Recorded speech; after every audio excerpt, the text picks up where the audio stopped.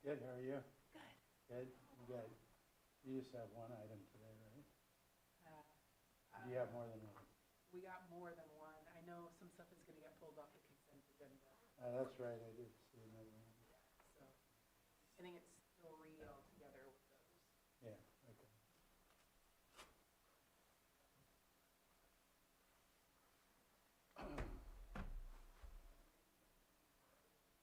Hey, hi there. Haven't seen you in a while, huh? 3 weeks, Sam. Well, how are you? Been pretty good. Spent last week in San Jose.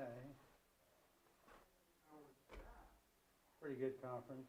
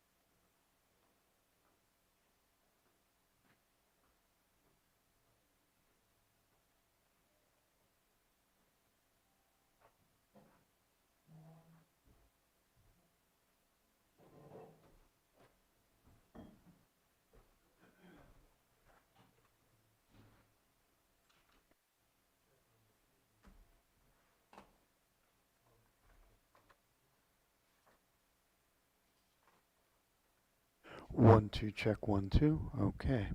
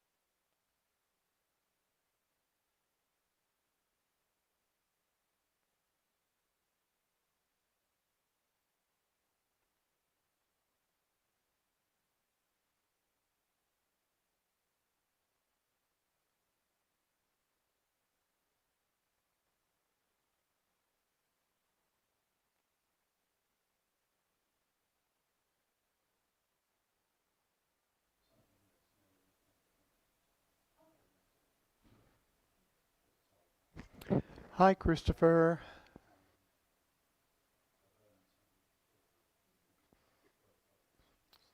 Did you want to do a test? Yes, There we go. I'm doing things from home today because there's of the construction at Lakeport, so hopefully that doesn't make any difference. Oh, that looks great, actually. That looks really good. Let me check my background real fast. You have your Lake County Library background, blue. Yeah, I'm adding the PowerPoint so I can get that book cover up there. And There we go. The correspondent, Virginia Yeah. Evans. You have a preview. All right, thank you. Okay, great. All right, thanks. See you in a bit. Yeah.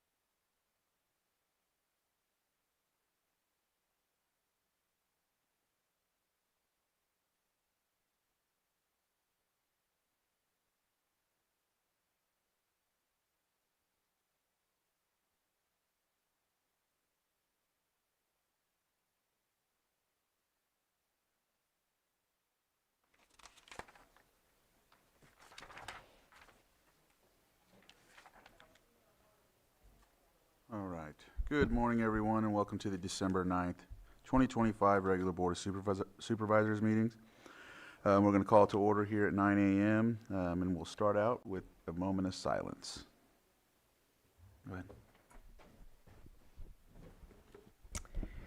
Yeah, in November, Shirley Coyne passed away at her home in Cobb, and she had been bringing her family up to Pine Grove since I think the 70s or early 80s, and they had a trailer there. And then they moved to Cobb full-time in the early 2000s, and she was my neighbor during the Valley Fire, helped her and her husband evacuate. But one of the incredible things about Shirley was when she married her husband, who was a veteran at the time and worked for Vallejo Fire Department, he had a stroke, and she ended up taking care of the family and working for the unions and helping people navigate their union benefits. And so a lot of people throughout the generations that she did that work really rely on those benefits now. She really had an incredible life, and she will be missed. Her daughter, Kathy, is chair of the Cobberry Council and runs the Blackberry Cobbler Festival every year. So this spirit of volunteerism and giving back, she's definitely passed down to her children. She'll be missed. Supervisor Sabatier, did you have one? Yes, thank you, and I apologize. I have, it's been a while since we've met, and I have two that I would like to provide. One is for Benjamin Vega. I'll read the last portion of his obituary that his family put together. Benjamin was a simple man with an enormous heart who taught us all how to love better and be better. His light will never fade in the hearts of those who knew him. Ben's passing is a big loss to his family, who miss him endlessly. Ben was 30 years old. Definitely lost way too early. I knew his brother, Jorge, very well. He worked at the senior center for a long time. Got to know the family, and that is a huge loss, especially for somebody so young in our community. Then we also had a great loss in the community of Clear Lake of Carl Webb. Carl Webb was a Marine Corps, a sheriff deputy, helped to build and lead the jail that we currently have today. His history in the community of Clear Lake is vast. He was the only sheriff deputy in the area of the Clear Lake area before it became a city, and was one of the leaders that helped create the city, saying you need your own police department to be able to really serve and create public safety there. He was a Rotarian, and just everything that he did was for the community, and he passed, I believe, last week. And so his loss will be felt in that community as well. Are there any others? Okay.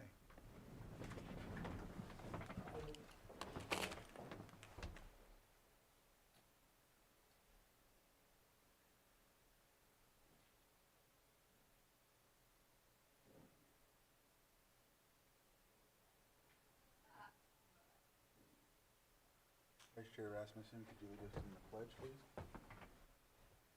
I pledge allegiance to the flag of the United States of America and to the republic for which it stands, one nation, under God, indivisible, with liberty and justice for all.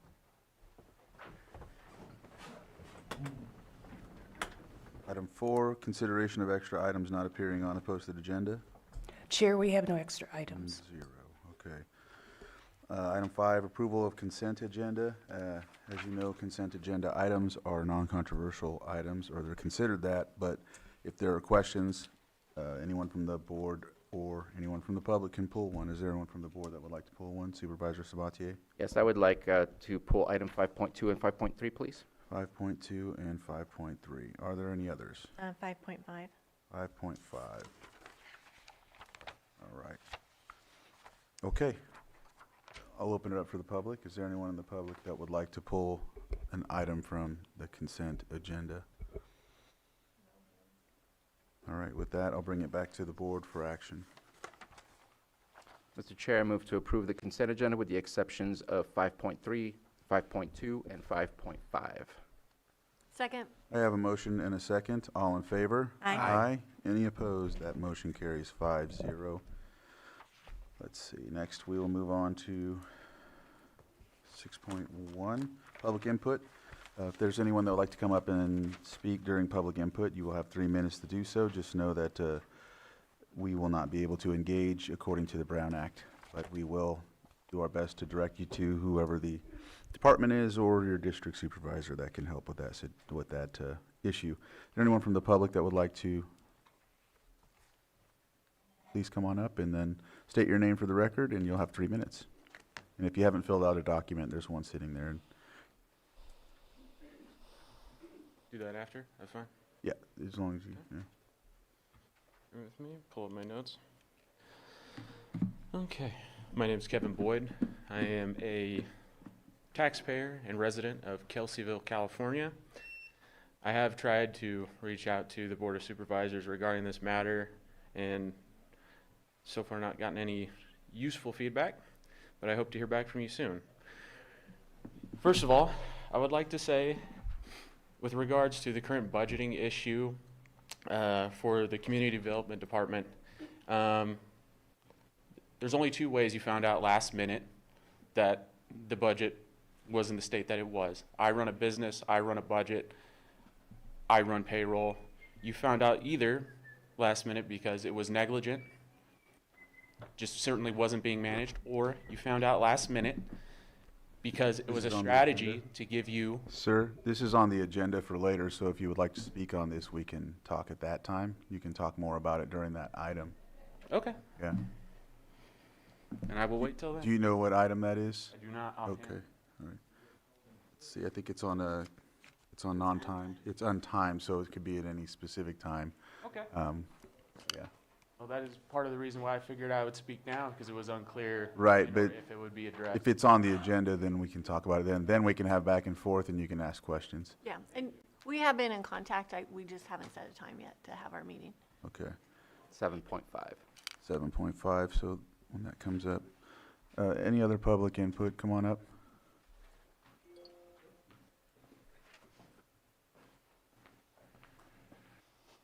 Good morning, Board. Ben Rickelman, Deputy County Administrative Officer. In November, I was here with the Gwinnett Mixed Use Development Team regarding the Community Facility District. I'll take less than 3 minutes. And so we had a workshop regarding that and mentioned I would come back with a resolution. We do have a resolution ready, back and forth with the development team and their consultants. But they also want to have an acquisition agreement ready, and we do not have all the information for that. So in consultation with the development group and their consultants, probably in January, again, it's dependent on them providing the requisite information to get that acquisition agreement ready, but just wanted to give an update where that process stands. Thank you. Thank you. Anyone else in the chambers? Anyone on Zoom?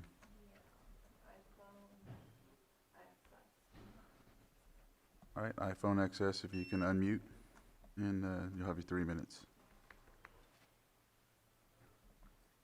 Sky Laywell, Pillsbury Family Farms. I speak today because public service carries responsibility. And when that responsibility drifts, the most vulnerable in our county feel it. We hear the repeated need for youth programs that are supposed to keep young people out of crisis and create a positive environment for our youth. Meeting those needs requires something harder than good intentions. It requires this board to say no. No to unnecessary spending, no to unchecked expansion, and no to budgets that favor enforcement over care, prevention, and stability. With that, my first issue concerns Zoom and public process. I submitted a complaint after my face was hidden during a Zoom meeting earlier this year, and County Council responded by stating that Zoom is for convenience only. That statement does not reflect how the county actually operates. Since March of 2020, Zoom has been used consistently at nearly every meeting, treated as an integral part of the county's government meeting infrastructure. However, when Zoom was introduced, this board did not certify or vote on its use. The record reflects there was one single comment noting that it was useful, but there was no formal board action approving it. It raises legitimate questions about the oversight and authorization. And I want to remind the board of its own County of Lake Code of Conduct. That code commits the county to public service in the interest of the public interest, honesty, integrity, fairness, impartiality, active listening, and transparency. Those are not aspirational values. They are the obligations that this board has agreed to uphold. My second concern involves the Community Development Department and the cannabis enforcement. We have county staff doing their best to keep folks with expunged criminal backgrounds out of the cannabis industry, and I have submitted formal complaints regarding staff directives that conflict with state cannabis law. Those complaints went unanswered, and a second complaint was also ignored. When I spoke during public input on November 18th of 2025, the Community Development Director is able to respond partway through my public comment while still refusing to formally respond to my other prior complaints. To other cannabis operators watching, this sends a clear message. Staff directives override written law, silence replaces due process. On a normal day, under the Community Development Director, regulation has replaced leadership and is being exercised in a way that intimidates rather than ensures due process. Budgets and enforcement priorities reveal values, and the funding flows to punitive enforcement systems while the youth programs are treated as a pipe dream rather than a priority. You as the board are choosing reaction over prevention and control over care. This board needs to recognize the pattern, ignore complaints, off-record responses, and pressure without accountability, and to reconsider whether those actions reflect the ethical standards and the public service obligations that this board and county claim to stand for. Muleham. Thank you. Any other public input on? I do, if there's no one else. Go ahead. Okay, so I just want to, because there were 4 of us at the fairground event yesterday with Senator McGuire, I just wanted to share kind of some background on that funding. We had applied, groups with the Risk Reduction Authority for several years trying to get funding to address these long overdue needs, leaky roofs, moldy walls, all kinds of things. And the reason this funding coming from him is so critically important is because it doesn't fit in any of the grant boxes that we've been searching for. So there were a few different grants, I'm pretty sure through Strategic Growth Council that we cooperated on to try and get funding. So it's really, this is a huge win, and this is an example of really great support from our leadership. So I just wanted to explain that to you all. And then the other thing is Friday night, the football game in Middletown for the Northern California Finals was absolutely incredible. It was a great run, a historic game for our county, and it was just really wonderful to see so many people out there with their families really celebrating with this team, and also a big deal for our fellow colleague, Chairman Simon. So that's it. All right. Thank you. All right, if there's no other public input, I'll close that portion and move on to 6.2, our pet of the week. Good morning, I'm Winston Rojas with Lake County Animal Care and Control. This is Sista. She is a unaltered shepherd mix. She's just over a year old. She originally was from 2nd Street in Upper Lake, but she ended up getting dumped with her brother up on Middle Creek campground. And we ended up picking her up from the park rangers up there. And she's good with other dogs. She's actually a very good, sweet dog. As you can see, she's very calm and mellow, even in areas where there's a lot of people. Anybody have any questions? How old is she? She's just over a year old. Just over a year. She's great. And she's beautiful. I wish I could have her myself. But if that's all the questions I got, I'm going to show her around the courthouse. If you see me around, you're more than welcome to pet her. Can I ask you a question? Yeah. Oh, question. Sir? Just curious if there's still any, there was a grant for adoptions. Has that been exhausted, or is that? Yes, that's already, all those means have already been exhausted. I don't know the exact number, but I do know approximately over 15 canines were adopted out just using those funds strictly, which really helped out the shelter at the time because we were full. Appreciate it. Anything else? All right, thank you. All right. Go ahead, Supervisor Sabatier. If I may make a point of order to please request that all cell phones be turned off. That was really distracting and almost disrespectful for the speaker today. Please and thank you. All right, item 6.3, new and noteworthy at the library. There he is, this Christopher. Hello, I'm Christopher Beach, County Librarian. Thank you for giving me just a few minutes to talk about what's new and noteworthy at the library. So this month, I wanted to highlight The Correspondent, a debut novel by Virginia Evans that has become a national bestseller. This is the author's first novel. Virginia Evans lives in Winston-Salem, North Carolina, with her husband and 2 children. She has a master's of philosophy and creative writing from Trinity College in Dublin, Ireland. The Correspondent tells the life story of Sybil, an opinionated, retired lawyer in her 70s, whose journey of forgiveness and self-discovery unfolds entirely through the letters and emails she writes to everyone from her best friend to Joan Didion. Holly Spurty writes for the Southern Review of Books, "The Correspondent explores some profound themes, finding solace in literature, forging connections across distance and time, confronting past and present trauma, the effects of lingering grief, and ultimately seeking and receiving forgiveness." Evans' writing and the beautiful way she tells the story of a life will leave you awestruck.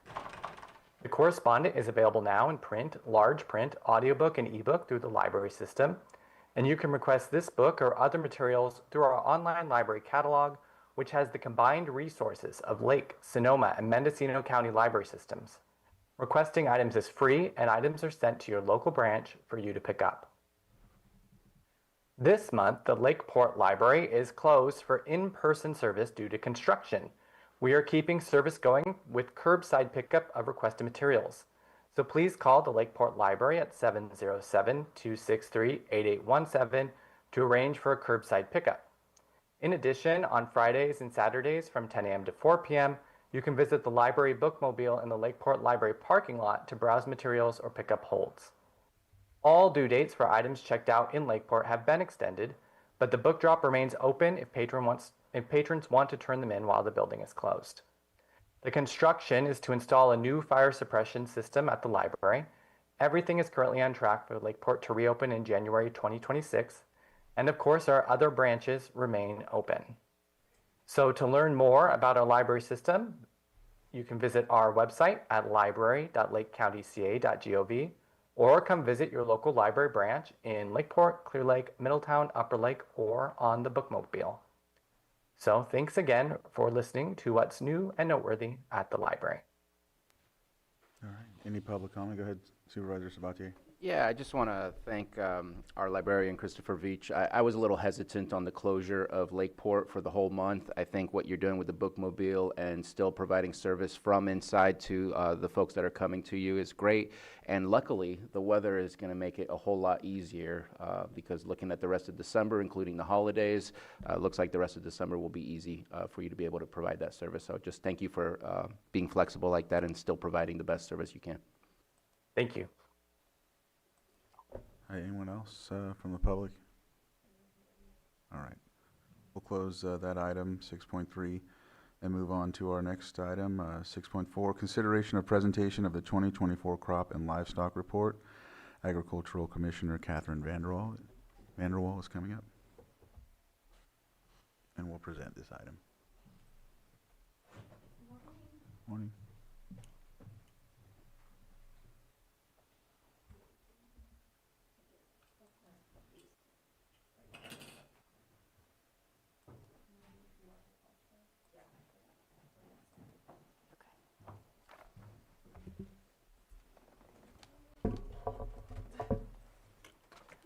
Got it. Thank you. Thank you.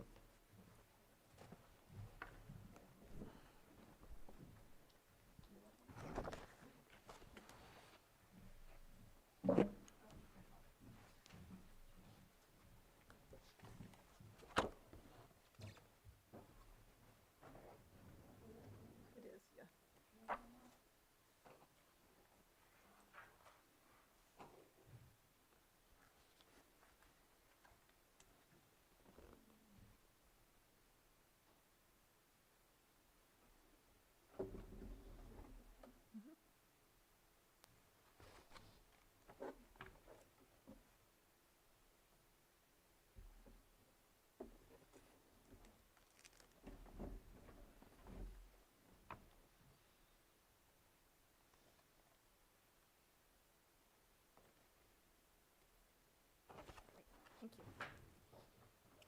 Good morning, Board. Supervisor Parker, I'm sorry, CAO Parker, Catherine Vanderwall, Agricultural Commissioner and Sealer of Weights and Measures.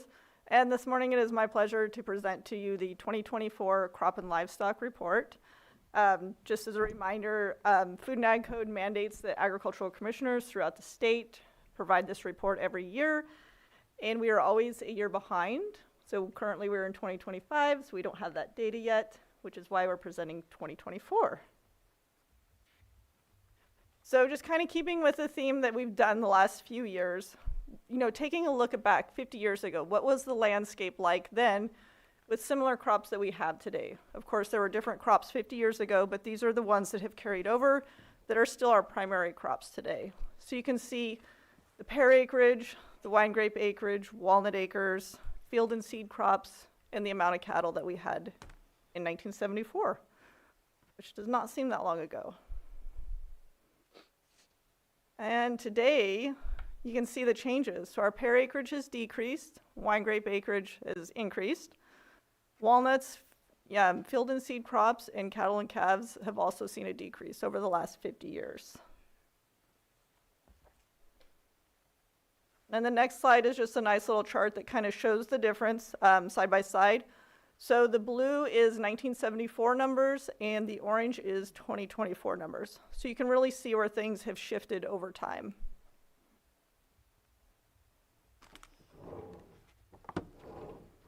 In our 20-year gross value comparison, as you may recall, 2023 was a record year for the county. Of course, we saw a dip in 2024, kind of as expected with the current market. But as any industry, you're going to see your highs and lows. So the previous record in the county was established in 2017.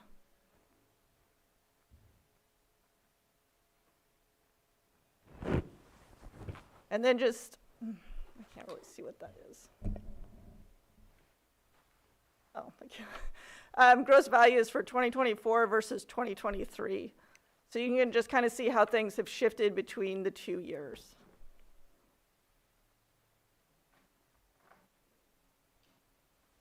So 2024, what were our top 5 commodities? Continuing is number 1, wine grapes. Number 2 is pears. 3, 4, and 5 have shifted. So number 3, we have cattle and calves. Number 4 is our miscellaneous livestock. So think of every other farm animal besides cattle. And then number 5, for the first time in quite a while, we're seeing walnuts. So that's pretty impressive. In 2024 cannabis production, again, I just have the reported acres that was grown. This is not permitted acres. This is what was reported to be grown. Do not have any values. My office sent out 115 surveys. We had 7 responses. 4 of those had no production for 2024, and 3 provided us values. So 3 responses is not enough to represent an entire industry. So those values are not there for 2024. And does your board have any questions? Supervisor Sabatier? While I know that it kind of provides a little bit of a dismal outlook on what happened last year, I think we've all known especially our grapes are struggling. I mean, the price is almost down to $1,200, sometimes less than $1,000. I think it was the Malbec variety that was 700 and something per ton. That's kind of insane to see it that low. That's got to be a real struggle that our farmers are dealing with. But I have to say, while small, I am excited that we are growing more vegetables and other types of crops that is leading us to a variety of food production. Let's keep that going. It actually doubled, so that's great. That is great. Go ahead, Supervisor Pyska. Yeah, I agree. That is a good sign. Do you have numbers to share on the acreage of, I know it's from 2023, but do you have acreage culling of the wine grapes?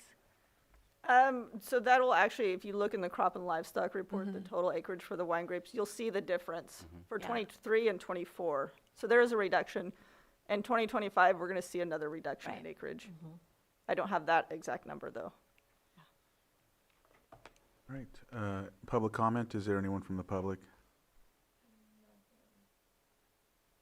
All right. We'll bring it back to the board. And This is a report, so appreciate the report. Thank you for that work. Thank you. Thank you.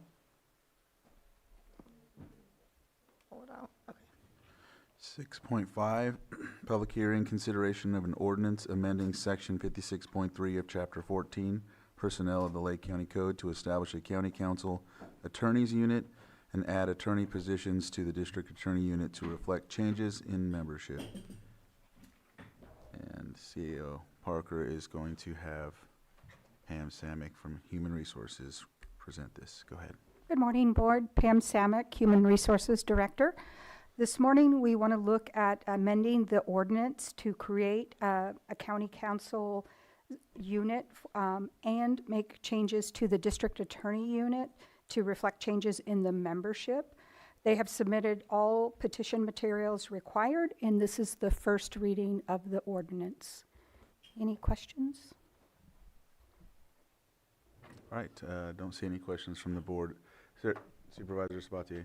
I just want to make sure, since I believe it was uploaded yesterday, so it wasn't provided the full 72 hours, if we can maybe show the changes that have been made, the revised version of the resolution, because there was a definition that had been missed in the resolution. I think she's pulling it up right now.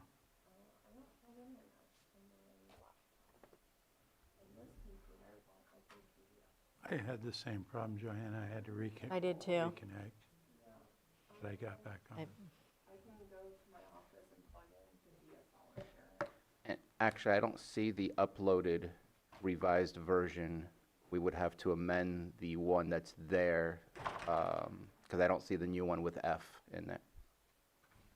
We were missing confidential unit, where out of the confidential unit, we're supposed to pull out, I think, the county council, the deputy county council lawyers. There's a red line. Is that not the same thing? The red line is the overall, but it's not the resolution. The resolution itself is what Oh, we I need to see. pass in order to make. It's not a resolution, it's an ordinance, and I was able to pull that off yesterday, and it was there. I'm reloading not- it right now. Yeah.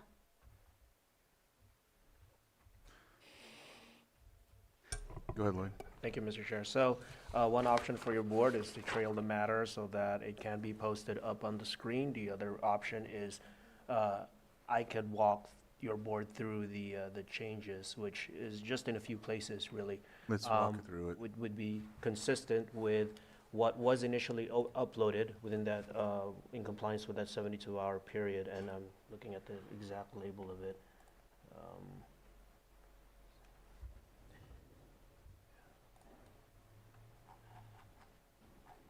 That would be the attachment that reflects the actual red line version, which is the attachment labeled 2025-12-01 Lake County, California Code of Ordinances, Chapter 14 revised, and it goes on. That with that particular red line. So really, the latest amendments, the revisions, is the purpose behind that is to make it consistent with the red line versions of that attachment that I just mentioned. So for purposes of walking your board through that, the actual ordinance document, the amendments, the latest amendments to that would be under section, there would be a new section 3. And that section 3 would state subsection F of section 56.3 of chapter 14 of the Lake County Code is amended as follows.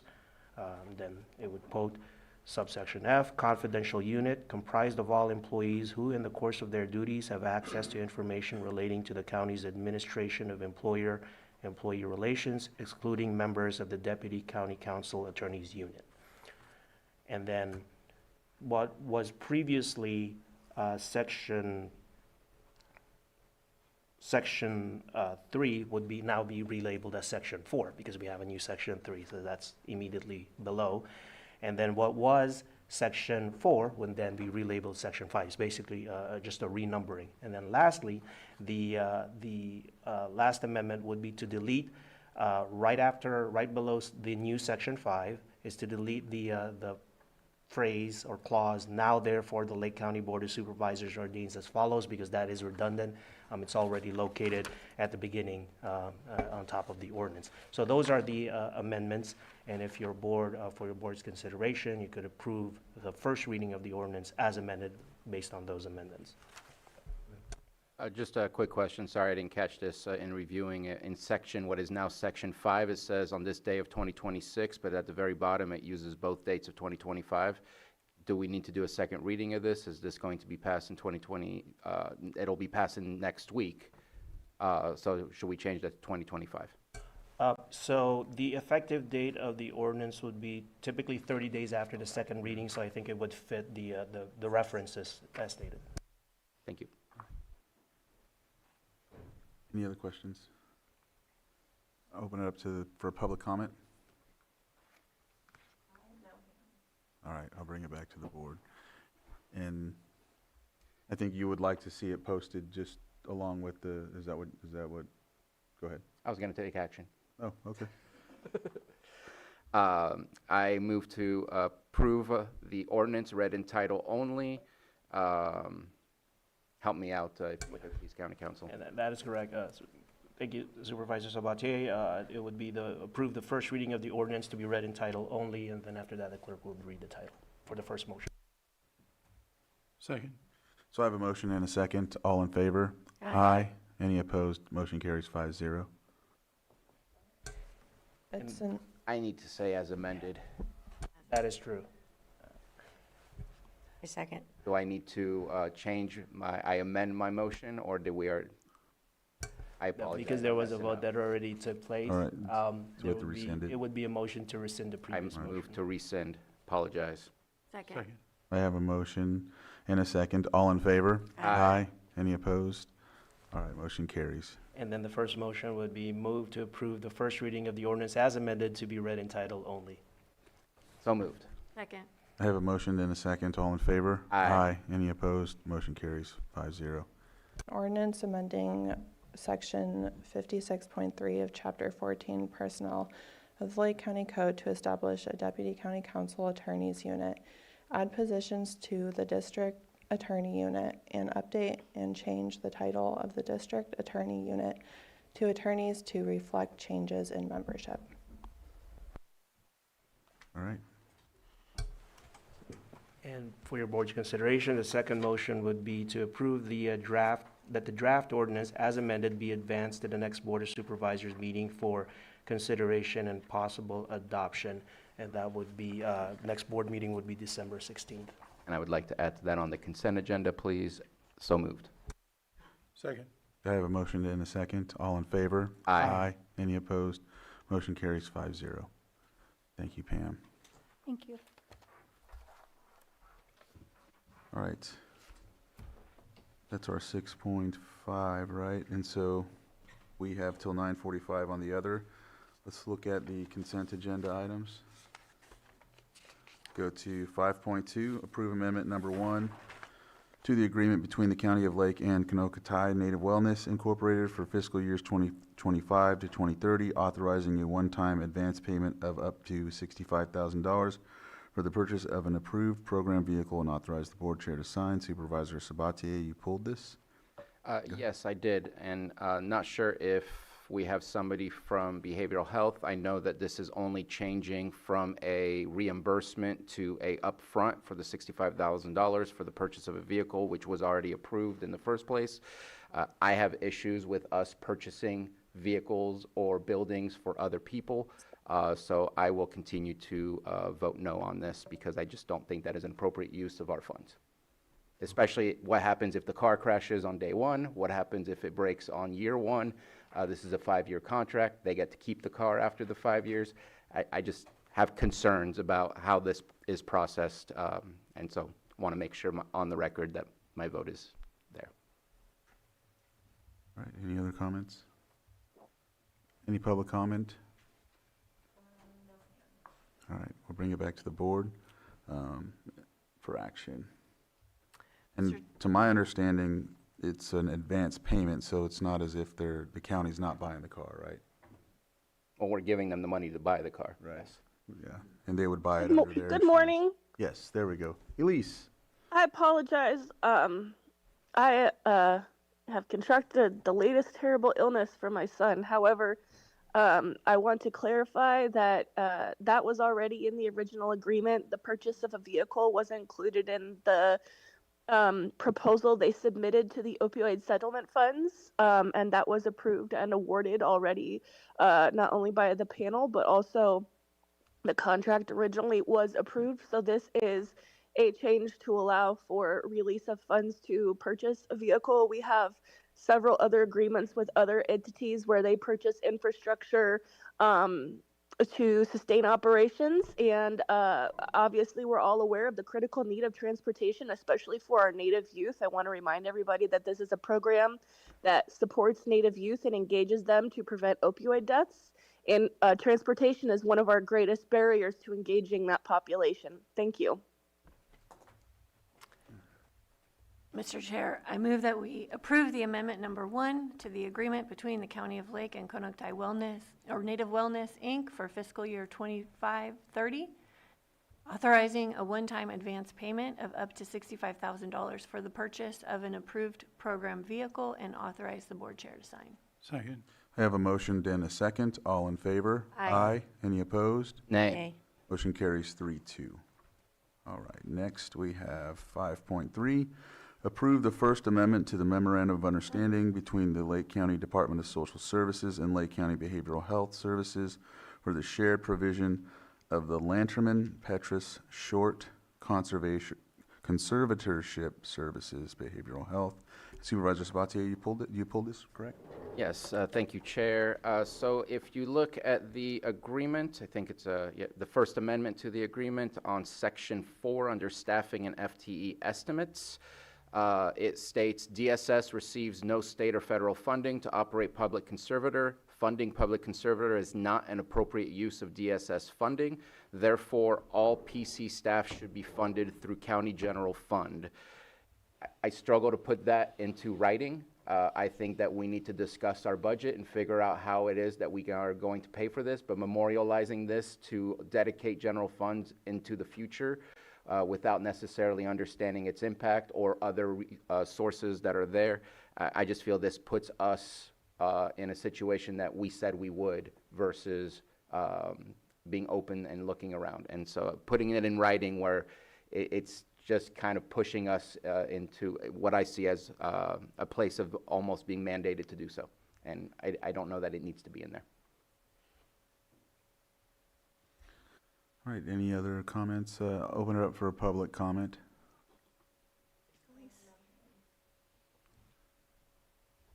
And just wanted to see, Elise, if you're still on, did you have anything to add? I do not. I defer to the direction of the board as to the language. It remains true that there is no dedicated source of funding for this in either social services or behavioral health. Thank you. Right. So we'll bring it back for action.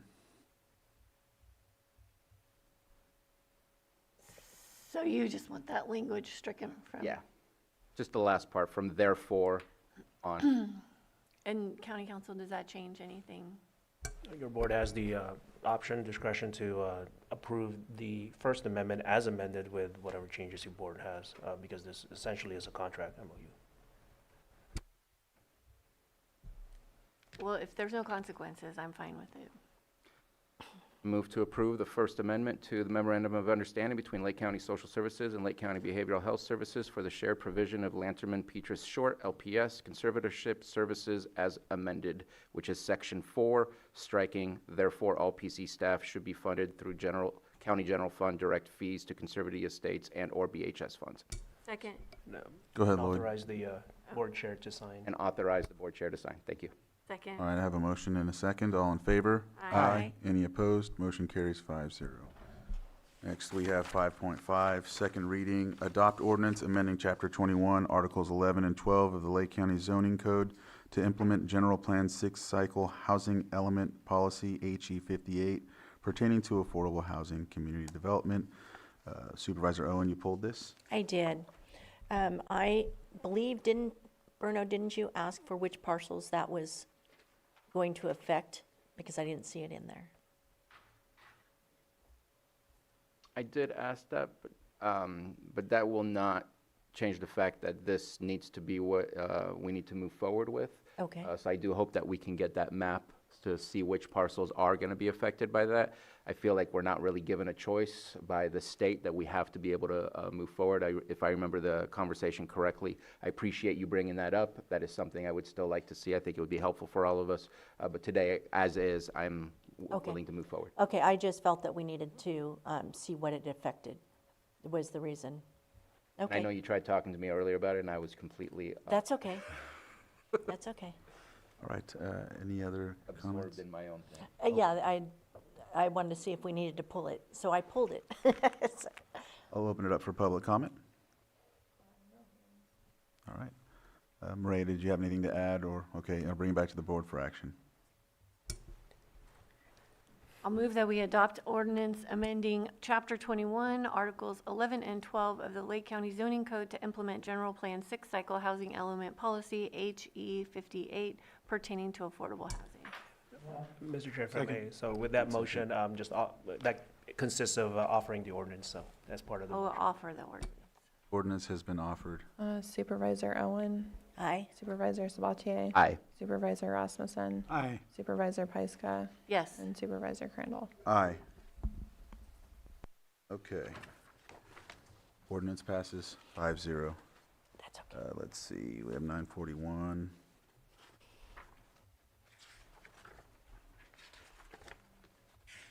Sorry, I'm trying to get to this. My articulate. Let's do 7 point, What is it, what appointment? is it at? 4. Consideration of the following advisory board appointments: Maternal, Child, Adolescent Health Board, and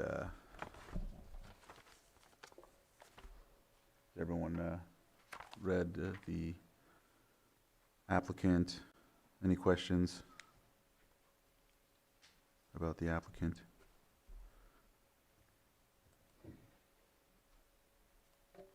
Go ahead. Seems qualified for the job, is new to the committee, and rather fill up the committee than not at this moment in time, and so I'm okay with moving forward. I know she's from District 4.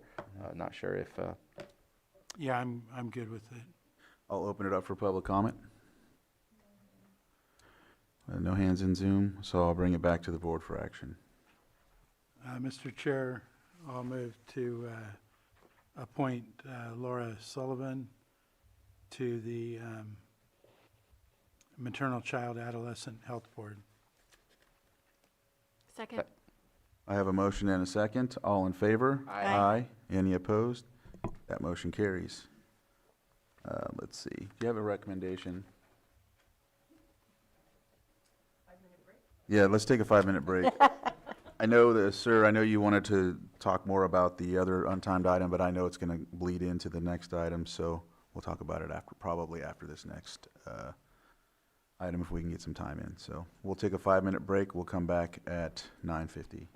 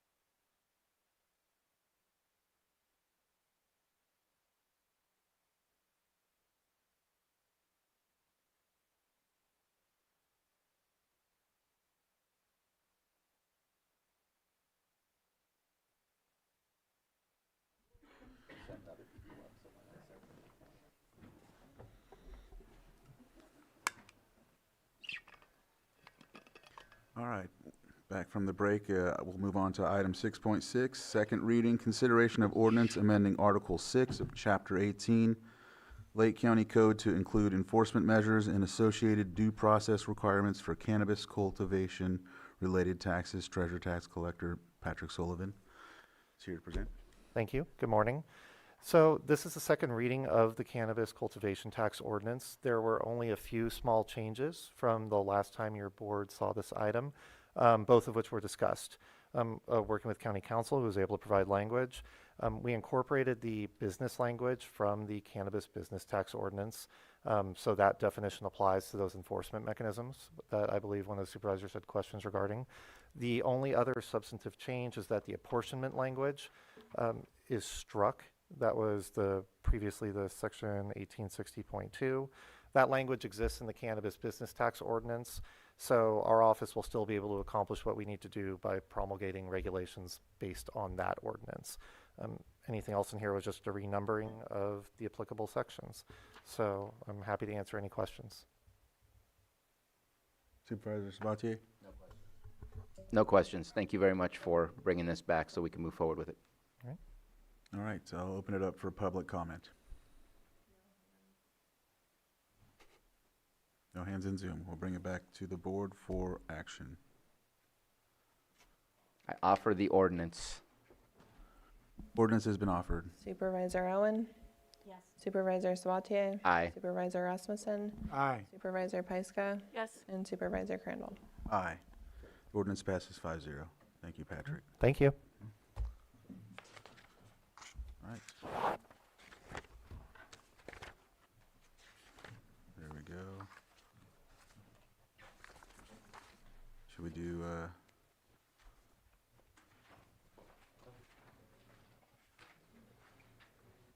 should we just went with Patrick again?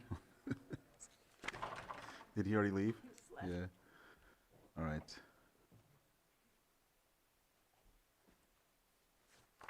Recommendation? Do you want to try 7.3 since she's still on? Yes. Okay. So we'll go to 7.3, consideration to adopt resolution authorizing execution of program funding agreement and participation in the Behavioral Health Continuum Infrastructure Program, BCHIP, Round 1 Launch Ready Program, Behavioral Health Services. Elise, if you're on. Yes, I am. I apologize again, board, that I am not on the camera, but I am here. Thank you. This is a resolution to execute the BCHIP agreement and to approve the project. The project has already been supported by your board with a letter of support. It was awarded.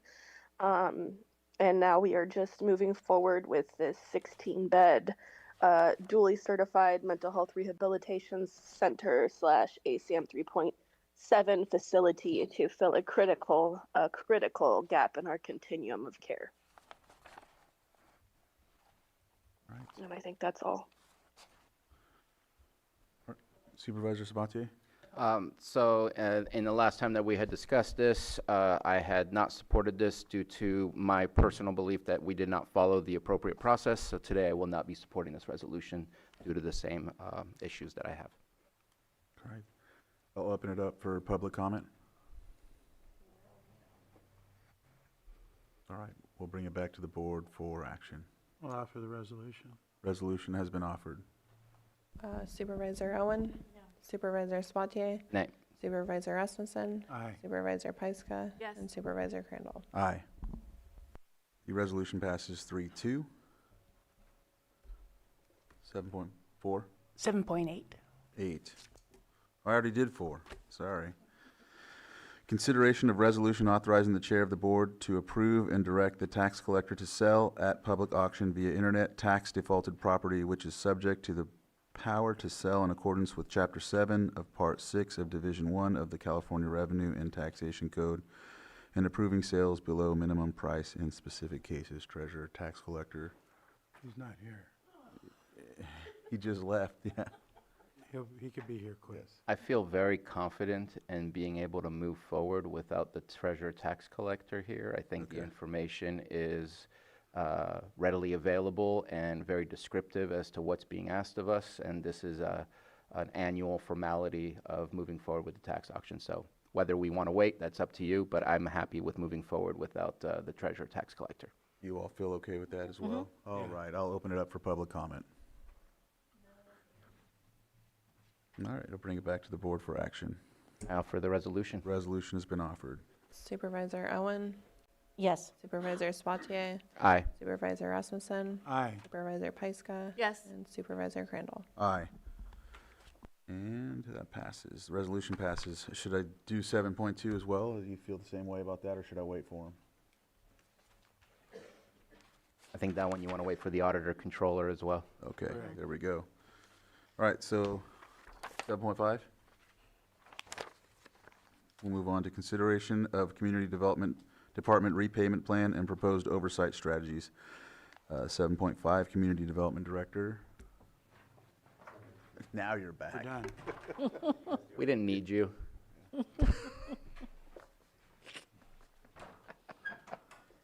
We were joking. We do need you. For the 7.2. For the 7.2. He's good. He's good for now. Yeah. I know, I just thought we had somebody waiting for that. Oh, that gentleman's waiting for this specific. Yeah, Oh. here he is. I thought that his was the repayment. Can't get rid of this darn download. I somehow hit the download button and I can't get rid of it. Where?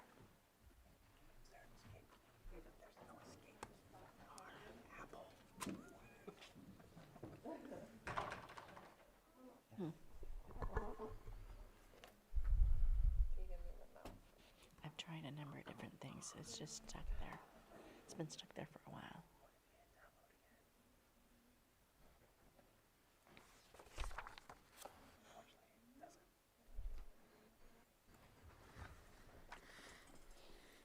Oh well, that's okay. I tried to close it.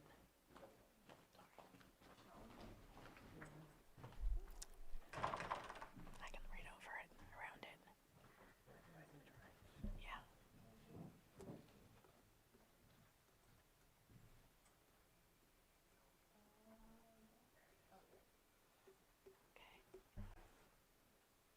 Okay, thank you.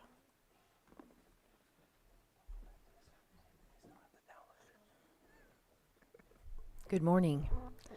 Mireya Turner, Community Development. Excuse me. Elise is catching.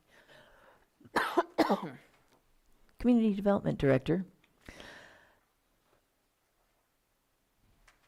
The item you have before you today stems from the discussion we had at the last meeting regarding a request for a loan for the Community Development Department.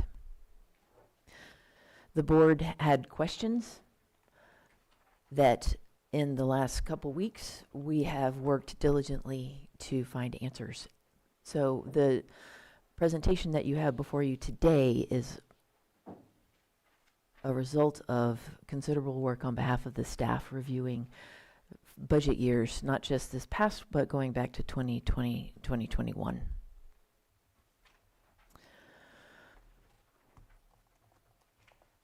Community development has a shared vision, which I have shared with this board and with the community at large. But what I haven't talked about was that we share core values as well. One of which being transparency, the other being a recognition of the high value of maintaining public trust. And so I think you'll find that the presentation that we have today is consistent with those core values. I know that the board did not appoint me because I'm a government budget wizard, but what you did do was appoint me to uphold the shared trust that we have of the value of public trust. I will turn this over to our Deputy Administrator to present, but first I wanted to address the information that's been swirling around in the media since our last meeting, because I think it's really important to note that in order to be consistent with our core value of transparency, we be accurate, as thorough, and as well researched as possible. And so, regrettably, we were unable to answer all of the questions that were posed within the timeline that is within the media, which is a quick turnaround, because we were working to make sure that what we present for you at this requested board item is as thorough, as vetted, and as accurate as possible. And so we do regret that we were unable to work with the timeline with the media like we usually do, because it is important and they are a vital part of maintaining that public trust. But I think that the questions that were being sought at that time will be answered today. I will turn this over to Deputy Administrator Shannon Walker-Smith. We also have our accountant available on Zoom in case there are questions that you have that we need to bring him in on. Thank you. Good morning, Board. Hoping that this presentation will answer a lot of the questions that were posed to us post the November 18th meeting where we presented on this item previously. We've done significant analysis of building safety division revenue, permit data, quite a lot of data, and we kept having more and more questions. So we ended up analyzing data back to the 21-22 fiscal year, and what we found is although revenue is starting to trend down slightly, revenue projections are not the source of this problem. What the source of this problem is a slow and steady trend of reserve spending, which started in 21-22. And most of that is due to contributions to code and planning department operations that were began in 22-23, when building reserves had gotten significantly high, up to the $900,000 range. And so community development was directed to start spending down those reserves as was appropriate at the time. Unfortunately, that spending continued. So this is kind of a summary document. We do think we can recover and rebuild this budget within a 3-year period, and we're going to talk a little bit more about that at the end of this presentation. So just to answer some of those questions about what kind of fund this is and what kind of rules there are governing it, the Building Safety Division is a special revenue fund as defined by the state. And the goal of a fund like that is to isolate specific revenues, usually because they come through a fee or a grant, so that there's transparency and accountability back to the public about the use of those funds, so that revenues in special revenue funds are legally restricted and committed to specific purpose. So they must be spent on the intended purpose of the building safety and community development operations. Fees, of course, are developed and adopted through your body, through the master fee schedule, but are mostly built on the ICC's building valuation table. So there's not a ton of room and flexibility for the department to determine what kind of fees, although it's something that hasn't been analyzed in quite some time, to my understanding, and it's something, again, at the end of the presentation we can talk about as a next step. This is a citation that shows that all community development operations, these revenue funds are dedicated towards, are legally appropriate to be used. It's just that the building reserve should have been preserved more greatly for building operations than the services of the other divisions, but that we weren't doing anything inappropriate when we made those contributions to the other divisions. And this basically just talks about the state code that outlines the jurisdiction's responsibility towards the community development department, saying how it may collect fees in order to support services, but that generally the county is responsible for making sure that the funds are available for services provided by the department. So we started with looking at a lot of 25-26 numbers in comparison to 24-25, and we looked at permit numbers, permit categories. We were doing comparisons, a little bit apples and oranges because we've transitioned from Acela to OpenGov over the 24-25 to 25-26 year. So categories of permits and things have changed in our data system. So it was not an exact comparison across. And we also looked at revenue accumulation from, rates last year and this year, and then obviously previous years, which you're going to see on this slides coming up. And we just found no significant deviations of note in this particular year, and that's what led us to discover that this problem goes back a little bit farther. So now we're going to look at some data. This slide shows what we projected revenue would be when we submitted budgets, and then what the actuals of revenue ended up being over multiple years. So you can see that our projections were pretty accurate until last year, where revenues did take a little bit of a decline, and quite a bit of reserve spending happened at the end of last fiscal year because of an unexpected kind of decline in revenue. But other than that, the department has been projecting revenue fairly accurately over a period of time. This slide shows how much of our budget is basically locked up in salaries and other obligated expenses, and those obligated expenses are mostly things that are assigned to us as part of the county allocation for insurance, admin services, IT services, and those other obligations that typically do come out of the budget at the beginning of the fiscal year, making it such that the building division in particular is particularly dependent on their reserves in order to kind of ride the wave of the expenses outpacing the revenue generation. In most years, this is a trend that we can see now, that the reserves have been necessary in order to keep the building division solvent during that time, and with the spend down in reserves, that's created this cash flow issue. But this slide is mostly there to demonstrate that we have really actually very little flexibility in course correction once we notice that there's a challenge happening in the budget, which we did know reserves were spending down at a rate that was unsustainable. But it's very difficult when most of the budget revenue is locked up in salaries and other obligated expenses. It makes it very difficult for us year to year to kind of make these shifts towards more fiscal health. This really starts to point out when things started to need course correction but didn't get it. So reserves were going up, peaking in at the beginning of 22-23 with I think a little over $900,000 in reserves.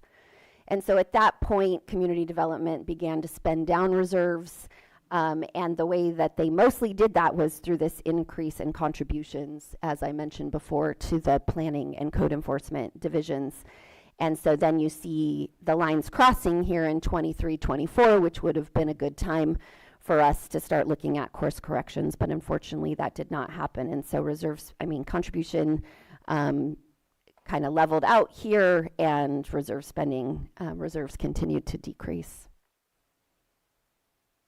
And then this graph shows kind of all four things, the reserve and the expenses again, and then also, the reserves and the contributions again down here, showing basically that same graph line, but also revenue and expenses up here. So you can see that there's these couple of crossing points that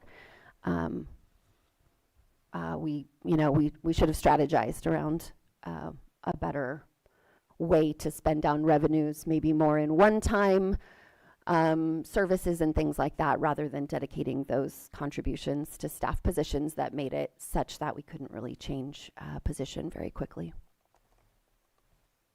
So in terms of our plan and moving forward, immediately we have a pause on all intra-departmental funding, so no more contributions from building to code and planning beginning this entire fiscal year, so you won't see any of those contributions in 25-26. We've ceased all non-vital spending and hiring. We're planning to schedule monthly meetings with admin to check in and continue to strategize around these issues. And we have all purchases being approved by admin currently. Planning to make regular reports to the board as we work towards repayment, and we could do that as often as you prefer, but at least twice a year.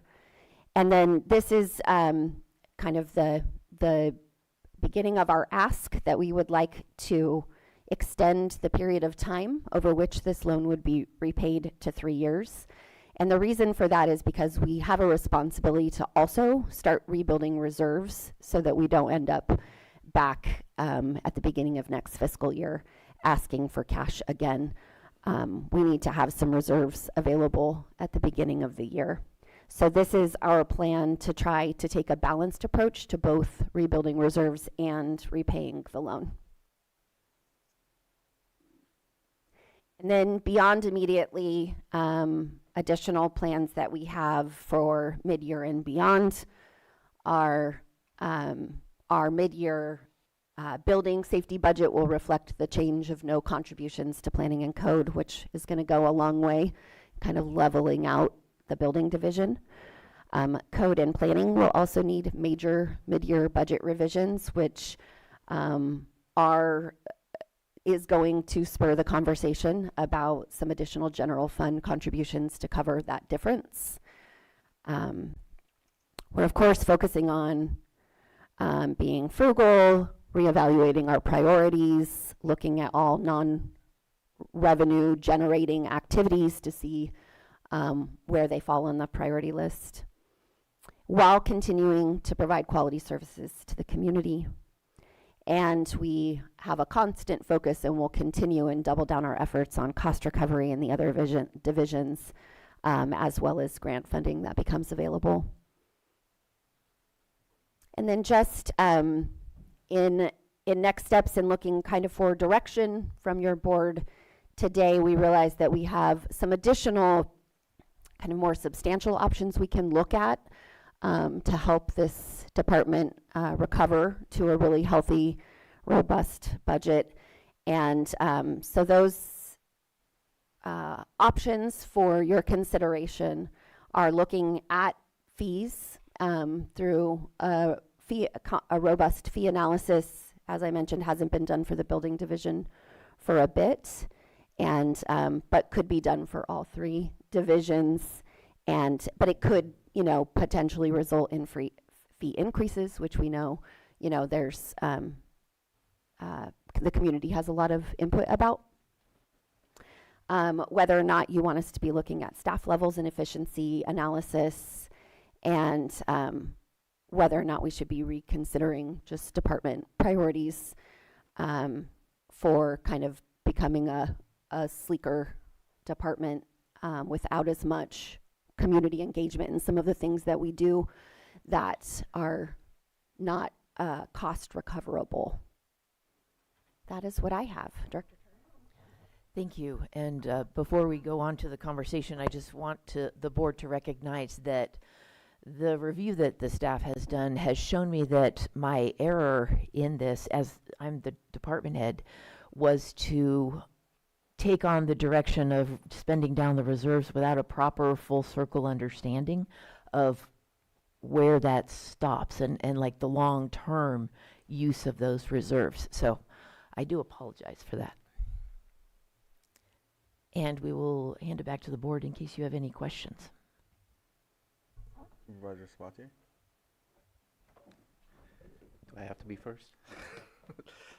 Thank you very much for the presentation. Thank you, Mr. Chair. I feel like a lot of this is already kind of what was stated in the past of being frugal, having hiring freezes.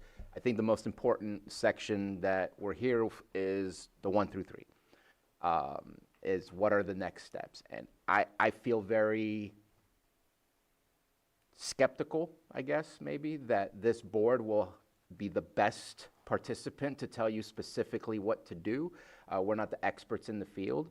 And I would like to see more of those 3 options. How do they align in options for the board to look at, which has potential impacts on staffing, which has potential impacts on budgets, and then with those options laid out in front of us of at least 2 separate options, it would be nice if we can get 3, which one do we want to move with and which one do we want to support, rather than giving you answers to 1, 2, and 3, which may not result in the outcomes that we're looking for.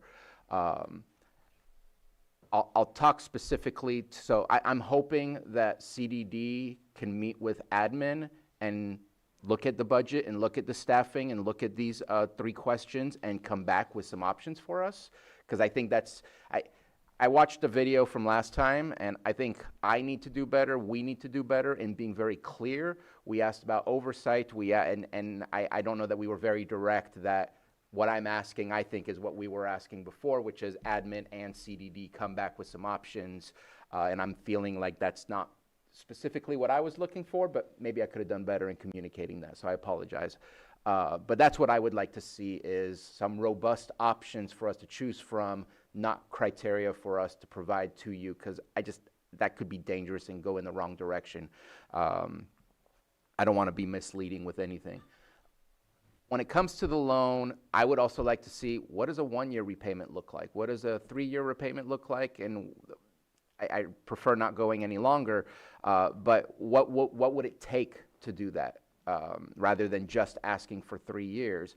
Because my concern with the loan, and it's not, we now have 2 loans that we have, is anything that we loan out is coming out of our general fund reserves, and our general fund reserves, we get a quarterly report of the great investment that we're making, where we're creating more money from those reserves, and we're losing that. And right now we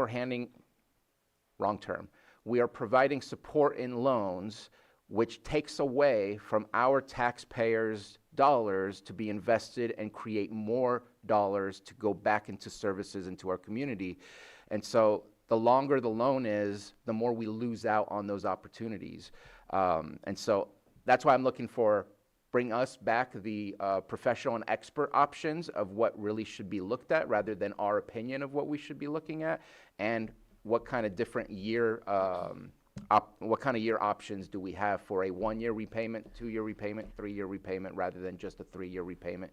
Because again, it's a loss to the potential revenues that we are making from the great investments that we've been doing lately. So I think that's pretty much my comments for today. Thank you. With the new OpenGov system, we are in a much better position to do our cost recovery and fees analysis. So we're confident that that will help us to prepare information to come back to you with robust fees and cost recovery analysis. Additionally, in preparation for this meeting, we have had a number of meetings with admin that have been productive and helpful, and we were able to have the types of discussions that we don't usually get to have when we're preparing a budget, because they're busy with everybody's budgets, and so we get a little bit of time. So I'm confident that continuing meetings with admin will be productive. And I apologize, Chair. I forgot one main thing. I just had a strange conversation out there. I won't name names, but they're thankful that since OpenGov, it seems to be cheaper to go upstairs and ask for the same thing they used to ask. So I'm wondering if you can maybe look at doing an audit to ensure OpenGov was properly activated with the right fees, because maybe that's part of the problem, is this new OpenGov, which is fairly new, which would kind of coincide with the term that we're looking at, and maybe you're not collecting the fees you should be collecting. I don't know. I don't want to increase them, but at the same time, if it was improperly inputted in the software, then that could also be a shortfall in the revenues, which would explain some of the issues. We did double check for accuracy to the master fee schedule, but we will go back and take another look. Thank you. Supervisor Pyska?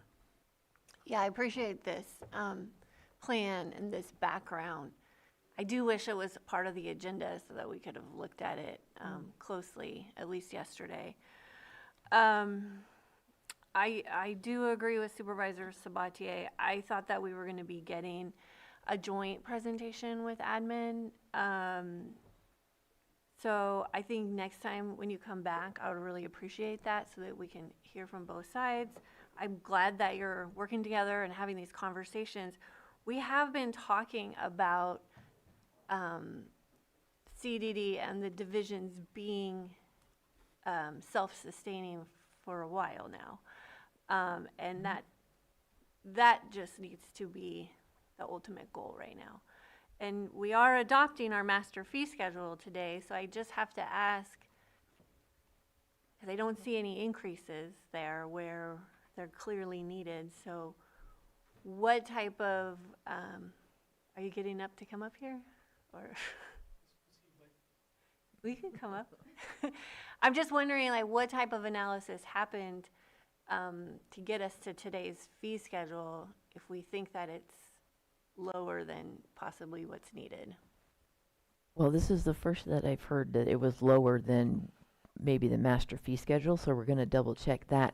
But historically, and even up to the last master fee schedule, the conversation about raising fees specifically for community development services has been one that gives the board pause.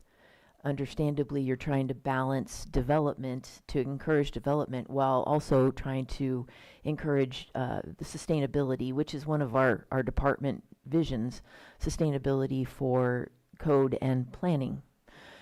What we didn't show you in our slide was 3 years ago, we started looking at other ways to achieve that sustainability, and that's actually why a couple of our positions are in existence and filled today, is to build up that grants program, which has been very successful in code. We have started having the conversations with admin regarding additional ways that we can boost that sustainability for planning. Those are ongoing, but we're not ready to make any moves for today's fee schedule update. I know that admin works on that for a while, so we'll be looking at mid-year and future fee adjustments. Okay, so, but for now, this joint plan and options for repayment, I think we all need a little bit more solid plan, and I'm wondering, with working with admin, what is the time frame when you can come back and give that to us? I'll defer to Stephen, so he knows the availability on his side, but our team is amenable to whatever admin wants to work out. And we did do a considerable amount of thinking to get to that 3-year program, so it's kind of just like you're asking us to show our work, which we'd be happy to do. Yeah, I think we need to see work right now. Sure. Stephen? Stephen Carter, Assistant County Administrative Officer. It would be very difficult to have the kind of plan you're looking for in 1 week, so I would ask for the first or second meeting in January. There is a lot of details that we have that weren't presented here, but I'd like to present it as a whole. Because like one thing you guys need to be very aware of is when we stop or cease the contributions to planning and code, that's a direct 100% hit to general fund that obviously we don't necessarily have. So we need to work out part of that plan at the same time. So I would suggest that we come back with a CDD plan, not just a building plan. Right, that's what I'm asking for, all of CDD, all the divisions, the interplay between them, and well before mid-year budget. And I did want to say one more thing. The reason for the 1 to 3 years, admin is on board with more than 1 year. And the reason why is even if they could pay, just for background right now, even though they may unlikely be able to pay by the end of 1 year, every July they'll have a cash flow problem to where they would need a loan of about 2 months worth of salary. So that's why at the same time as paying us back, you need to put a little bit in reserve so that they don't have to come back right away at the beginning of every year asking for more money for a short-term loan. Yeah, it would be really helpful for us to get visuals of what that looks like. Correct. Well, we'll do a whole presentation. Okay, Thank you. Vice Chair, and then Helen, you can go after him. Yeah, a few comments, starting with the, if we're able to, well, first of all, I'm comfortable with the 3-year repayment because I think, it's important to be able to build reserves while at the same time paying that back. I know we have a resolution right now that says it's supposed to be paid back by June 30th, which is not going to happen, and so I don't know how we deal with that resolution, but I know this is somewhat of a complex budget in that a lot of times, we might be getting fees paid a year or two, before projects actually happen, and then that money, so there's a lot of accounting that goes into keeping track of all that. So it does get complex, and I want to make sure that we're not putting too quick of a deadline on repayment. To me, it's more important to have a good plan, and rather than the actual timeline. In looking at these up here, I do want to be careful with jumping to any additional fees and stuff with community development, because I think that like you said, Director, we want to encourage development. We don't want to get too high on fees. So me, that's one of the last things to look at. I think one of the most important things is looking at our staffing levels and efficiency and seeing how we can be more efficient with what we have and potentially save funds there as well. And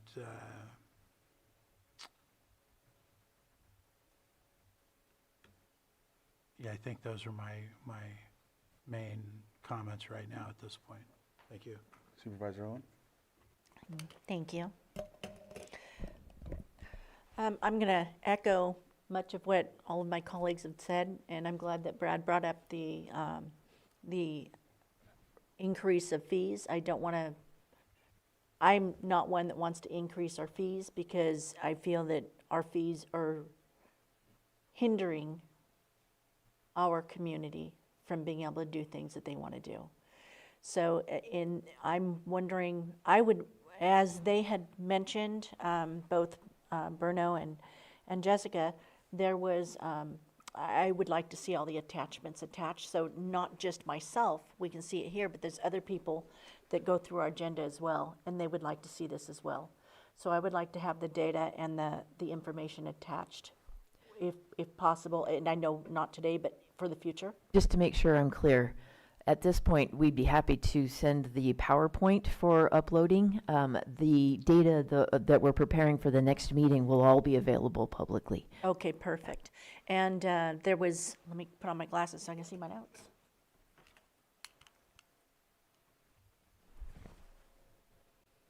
So the fees I'm opposed to, I'd like to see what else we can do within.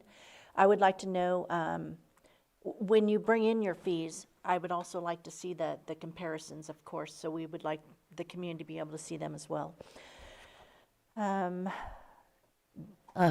Comparison of these You two. have what on number 1 up there, where you're looking at possibly going see. robust. And again, I'm opposed to it, but if you're going to bring something forward, we'd like to have everything right here. Got it. So we can see it.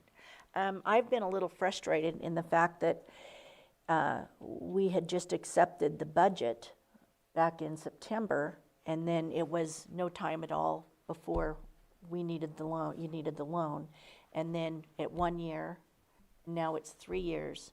So getting things cleaned up and where we have an idea of exactly where we're going, I think is important. Thank you. Thank you. So lastly, I remember, I want to say about a year and a half ago, if not like sooner, I don't remember exactly, but I know in the town halls and even having code enforcement come in and discuss with the ticketing system with OpenGov, when it comes to fines. I know that I don't know the amount that's accruing. I know, in my opinion, that it's quite lenient. There's lots of concessions and time more given, and in some instances even with cannabis. And so I think I think that could help, you know, if there's a little more stringent and timely fines and ensuring that we collect those might help. That's just an opinion, though. I don't know if you can have some Thank you. sort of guidance to that when it comes to the records or. To date, we have issued $500,000 in citations and fines. Mhm. What we will be able to collect, we'd be happy to, I'd be happy to include that information in the next presentation as well. Also including the shifts that we have made already within the department. We are spending more time identifying unpermitted work, not just for revenue recapturing, but rather also to make sure we're ensuring health and safety standards in our construction in the county.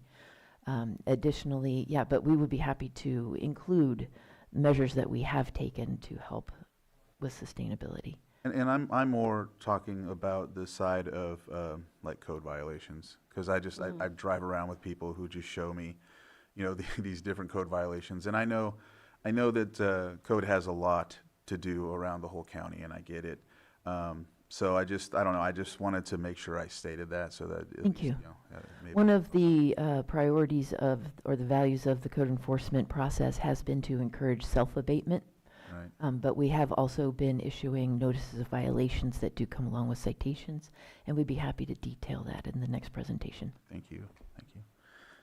All right. If there's not anything else, I'll open it up for public I have comment. one more thing. With that, can you show the citations or when people are not complying versus those that were actually given fines?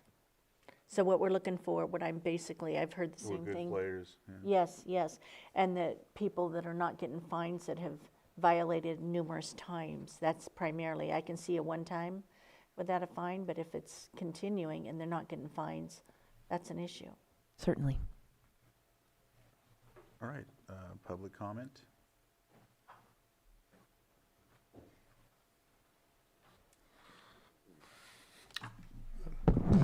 Good morning, Chair. Good morning, Board. Tom Lasik. I'm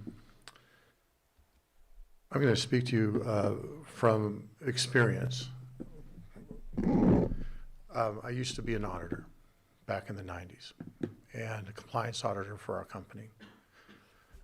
And I want to also thank Director Turner for being very candid, because a lot of times you don't hear that when you have a situation like this. I think what you've been presented is, again, a really good start, but I think you've already also pointed out there's a lot of things that aren't complete here that needs more fleshing out. A couple observations is, and this is, I'm not trying to be snarky or anything like this, but as an auditor, one of the things we would find when we would have situations like this is mistakes this big don't happen by mistake. You actually have to work at making it this bad.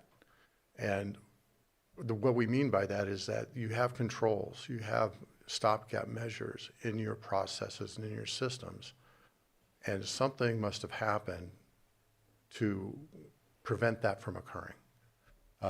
As they pointed out, this thing started 3 years ago, and it started going down. Where are the alarms that were set off to say, hey, we're overspending our reserve? Or what happened? Why did it take until less than one payday away to find out you didn't have enough money to make payroll? That doesn't happen by mistake. I know you guys have checks and balances in your process. It's not just the business department or CDD. There should have been some oversight somewhere that should have stepped in and say, hey, we're noticing your budget is going sideways, and stop it before you have to have a loan. I'm not seeing an answer to that question. I think it was pointed out that last meeting it was highly confident it can be paid back in 1 year. Now we're hearing it's highly confident it can be paid back in 3 years. But we still don't see the roadmap for that. And I think that's going to be important. What is the payment schedule? Where is the money going to come from? And then the other thing is, it was mentioned they knew it was unsustainable. So they knew years ago it was not sustainable, but nothing, what happened? Where was that? And I also want to point out that what Supervisor Pyska mentioned, we need to look through all the CDD, because usually the behaviors aren't just with one department. You know, there was a slip up, and it's not just CDD. There should have been oversight somewhere that stepped in and said, we notice your budget is going sideways. You shouldn't have to wait until it's a crisis. So I think what you're trying to do is on the right direction, but there's more that needs to be done. Thank you. Thank you.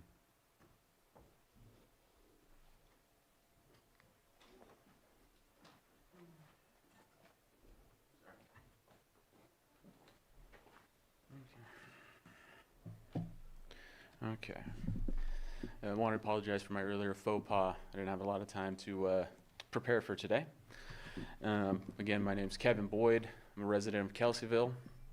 And I will say this presentation, comments by the gentleman before me, make it pretty clear that mismanagement is seriously at play in this situation in terms of the funding. I would like to expound upon that a little bit. I do believe that you found out last minute as a strategy to pigeonhole your available options. As somebody who runs a budget, I would know 6 months in advance that I'm going to have a cash flow shortage, especially of this magnitude, because you would just not be hitting your numbers consistently. You would have to run some projection that says you'd have to overperform by some number in order to make it up by a certain time. I can tell you week to week if I'm making payroll 6 months from now. There were some comments in the previous meeting regarding this situation about how they would make the money. A lot of conversation here today is about how they will make the money.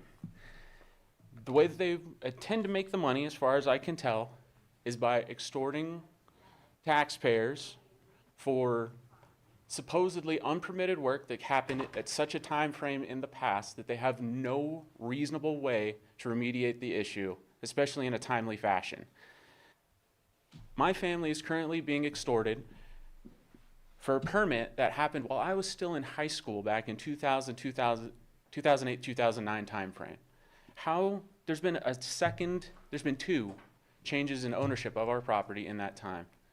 There's no way for me to have documentation to support what happened. And so somebody shows up and gives you a 30-day notice to pay them. My experience with that department has been desperately disorganized. I could not make any progress calling in and trying to figure out what was going on. It was openly antagonistic. I heard this line, "You bought the problem," a lot. As somebody who worked for a Fortune 200 company twice, I can tell you people do not make up those lines on their own. They're coached. And then, most recently, I've been harassed by an employee. I've already submitted a formal complaint, but I don't have any expectation anything will be done. We need to look at not just what fees they're collecting, but how they're doing it. There is no way for taxpayers to be held responsible for 30, 20-year-old permits that they could not reasonably have documentation for. It's simply not practical.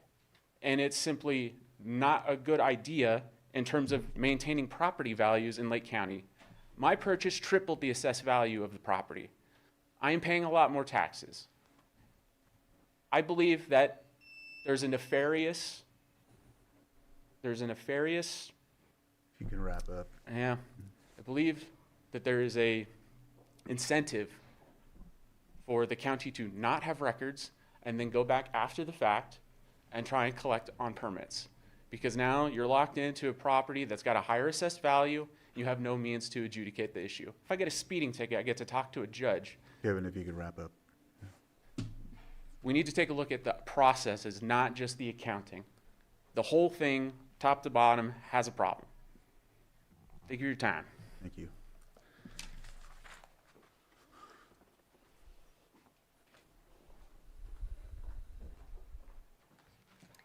Good morning, Casey Marino, Deputy County Administrative Officer. So the Administrative Office relies on departments to accurately project their financial needs to sustain operations during the annual budgeting process. We meet with each department to review their budget and as needed throughout the year. Regular monthly meetings will continue with CDD, and next year's CDD budget will be developed in conjunction with administration. As stated on the PowerPoint, admin staff will have full signature authority and approve all purchases. Admin is dedicated to getting the building division and CDD back to a more financially stable place. It is important to note that the budget and cash balance of a fund are not the same. The budget is a planning document, which projects what revenues will come in and identifies how they are anticipated to be spent. It is balanced when those are expected or planned numbers match. The mid-year budget review identifies areas where adjustments need to be made. We do not want to minimize the severity of this issue. The largest impact has been the significant increase in the amount of transfers from building to code and planning.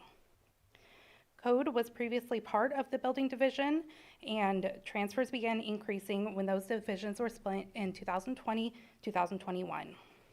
Over the past 3 years, about $1.1 million has been transferred as contributions to those divisions, while just over $1 million was for salaries. Last year, the amount transferred to code nearly doubled. By removing the transfers from building, it creates an increase in the amount of general fund needed for code and planning. We will be working closely with CDD to reduce the amount of general fund support is needed to maintain the balanced budget. Thank you. Public comment still?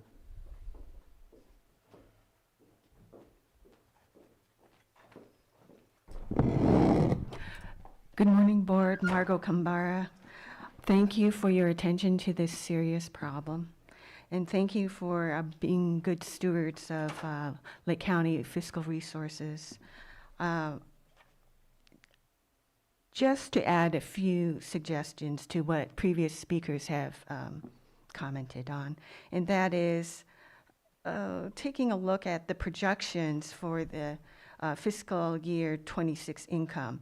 So, and forgive me if you already have this in mind, but I would strongly recommend that you ask for a detailed breakdown on what that income is going to include. Does that include the Gwinnett Valley mixed-use project?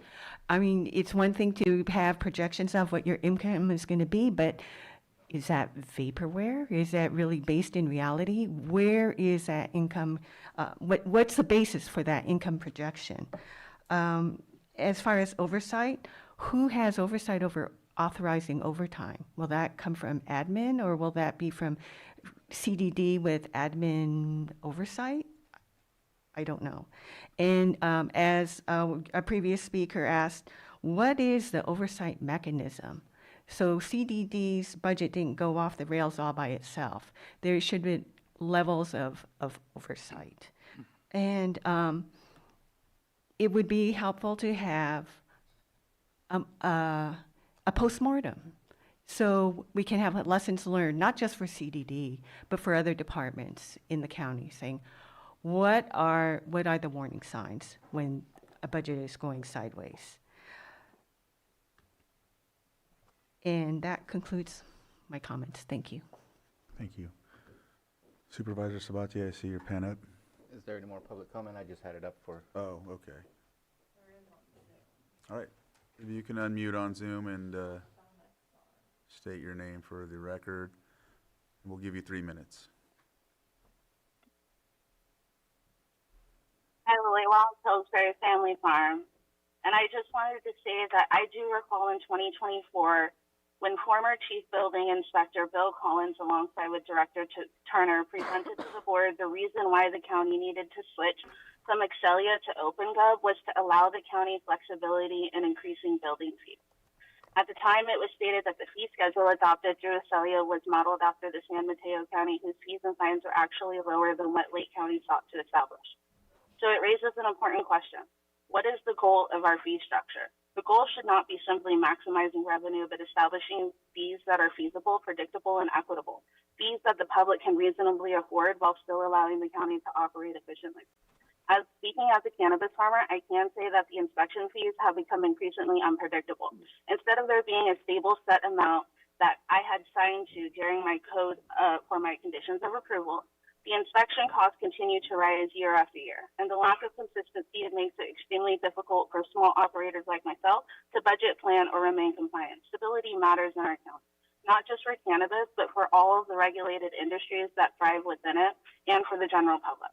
I also want to encourage the board that you maybe need to take a harder look at your 30-30-30-10 framework and whether your current allocations are truly aligned with community benefit. And particularly, I ask that you consider whether some of CDD enforcement general funds could be reduced, reallocated towards the youth programs and preventative services, and for livable wages for our in-home health care supportive services.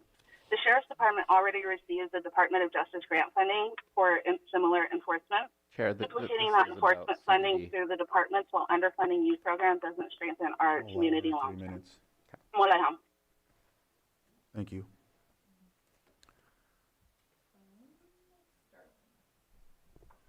If you can unmute.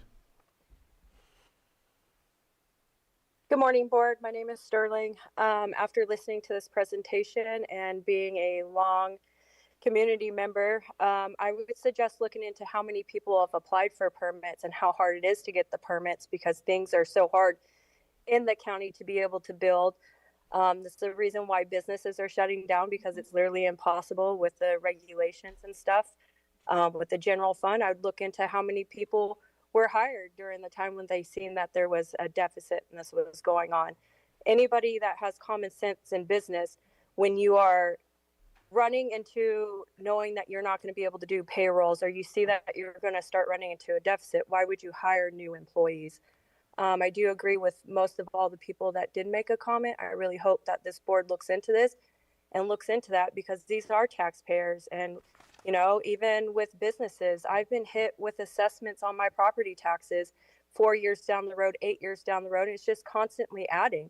And where's my money going at this point? If it's going to them and they're not managing the money correctly, then you guys as a board should probably step in and ask where all these funds are going. Why did you employ more people? How much of that overtime is going to those people, and how much is really going into all of their wages, their benefits, their overtime pays, their sick pays, their holiday pays. Anyway, thank you guys for looking into this. Thank you. Kyle? Yeah, thank you. I really do value the board's insight into this. I was curious to Chair Crandall's point. I would be interested to know, as far as the citations or permitting, more or less the citations though, what industries are perhaps extensions or a little bit more leniency in that, if that is the case, because we do have industries that are already kind of benefiting from, you know, lowering or freezing their tax increases that were projection already, you know, we're expecting. And it seems like my concern is certain industries benefiting from more of that leniency with the county. And it seems like if we're struggling with meeting our goals or what we need to maintain our programs, or that would be my concern. And I do agree that my concern as a citizen is that you know, we pay our, you know, these fees for the public good, and if those funds aren't being stewarded in a responsible manner, that's kind of a concern of mine. But I appreciate the board looking into it, and I agree with a lot of the statements that were already previously made. But again, I would be very curious to know industry specifics that might be getting more leniency, if that is the case. Because just as a citizen, I'm just kind of curious to know why that might be, if that were true, the fact. So thank you. Thank you.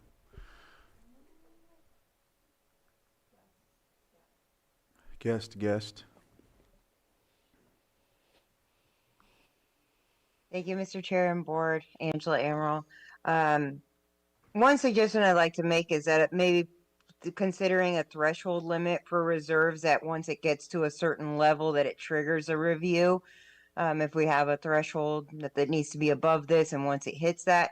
Another thing I saw on there was that there was an employee review of what the employees are doing. And I think that's, since this is so heavily weighted in salaries, I think that's a wonderful idea.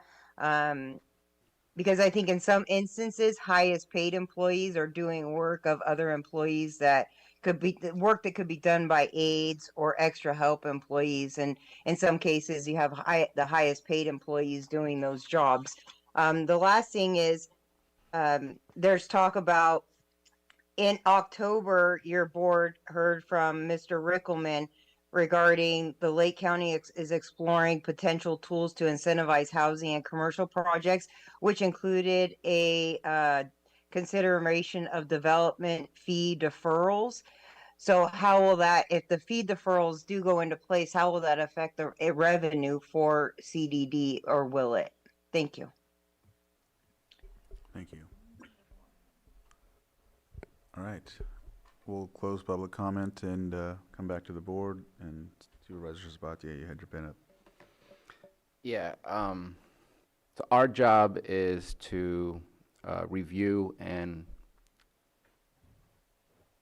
consider a budget every single year. Our job is to thoroughly go through that budget.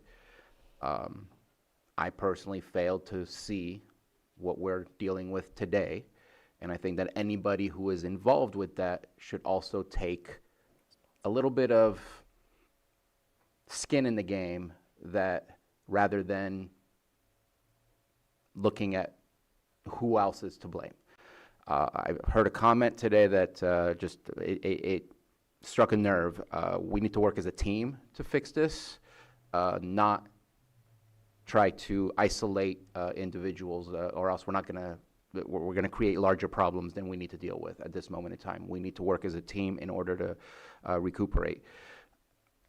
I do want to speak to what a gentleman talked about. I spoke about it last time, and I want to bring it up, and I want to bring Mr. Guintavano into the conversation. I received a white paper from your office, as did CDD, regarding the use of fees for the repayment.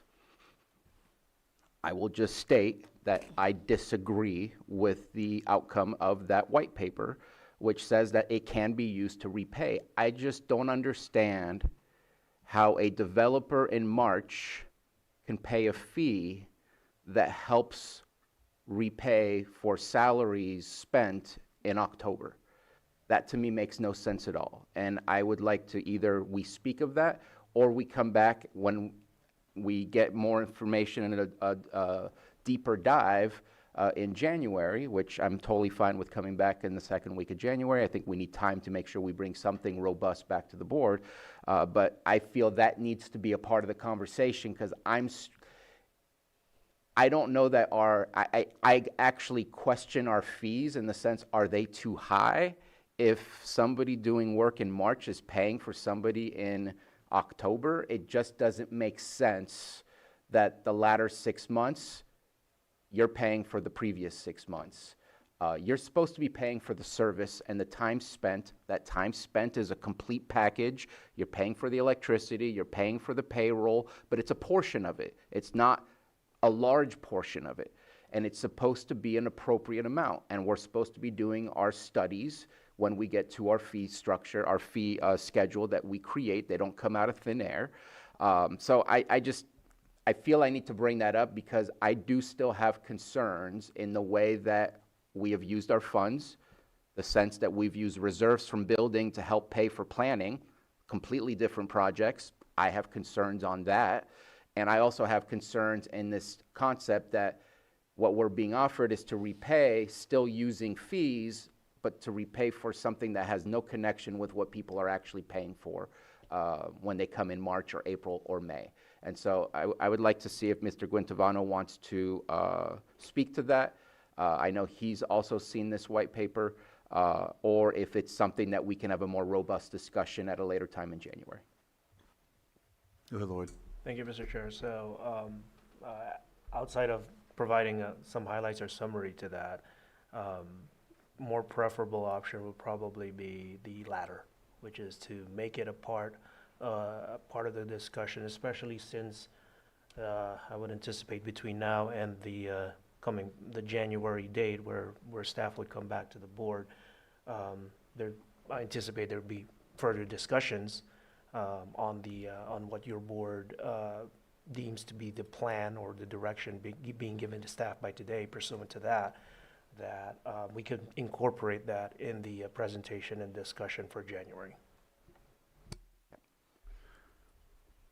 So just one last thing I was thinking of while Supervisor Sabatier was talking is, I heard the mention of fees and time, time used, so the time spent on some of the projects by your staff. I wanted to see if we could look at how much work is done outside that normal scope, because I know that is it all hands on deck, like when it comes to, I'll just throw something out there like a PRA. Is there specific people that have to do that and now are taken off of the tasks that are funded tasks, if you will? Just maybe see a count of that type of work that's done that really doesn't, it's just doing the work, but it's not accruing any type of, recouping or anything like that. Thank you. Staff is already working on compiling a list of the activities that we do perform that are not revenue generating. Mm-hmm. You'll find most of those are in planning because land use touches so many different outside our agency activities that we do spend time assisting other agencies, other departments like the Area Planning Council on their, the TAC, I forget the acronym, but, or CEQA for other departments, or working on the housing element, conducting public meetings, things like that that are not revenue generating. We'll have a detailed list for you available as part of the next presentation. Right. But that's also part of the reason of compiling that list is because we do so many things that are not permit or revenue generating that it's a good part of our visioning process right now to see what priorities maybe we need to Triage. Yeah, to separate, to focus more on getting those permits that are generating revenue through the process, as well as identifying unpermitted building. That's not just for revenue generation, that's actually for making sure that the community knows that we value verifying the health and safety of work that's taking place in the county to make sure that our people are going to be safe. So, but anyway, I digress. I will be happy to present you with a detailed list. And I think it goes without saying also where the grants covered the work. Sure. Too. Whether it's, yeah, thank you. Anything else from the board? Anything else to close with? Are we good? No, thank you. We appreciate your input. Could we make sure that the direction is clearly understood from both admin and CDD? I just want to make sure we don't walk away thinking it was clear, that it truly is clear, and I'd love to hear it from staff as to what direction they believe they received. I can start with what we have so far is the board is requesting an additional agenda item in mid-January that will be presented to you in a team manner by both admin and community development. It will cover a number of items, particularly showing you the process that we went through to get to the preference of the 3-year loan, but also what a 1-year loan would look like, what necessary changes might have to happen in order to do that and not come back in July with another request for a loan for those reserves. It will also include more detailed work of the day-to-day activities in planning and code, specifically items that are not covered by revenue versus, and also what is covered by grants. Sounds like we have an additional information on county council that is now getting added into that to sort of further clarify the normal budget process that we have had of supporting community development activities, just helping to flesh that out a little bit more. As well as an update on citations to this point, code enforcement notice of violations and citations, and how many of our cases, open cases in the recent past are self-abated versus what is taking extra work on our time. Also looking to see if there are any chronic cases that are not gathering violations and citations and fees and fines at that time.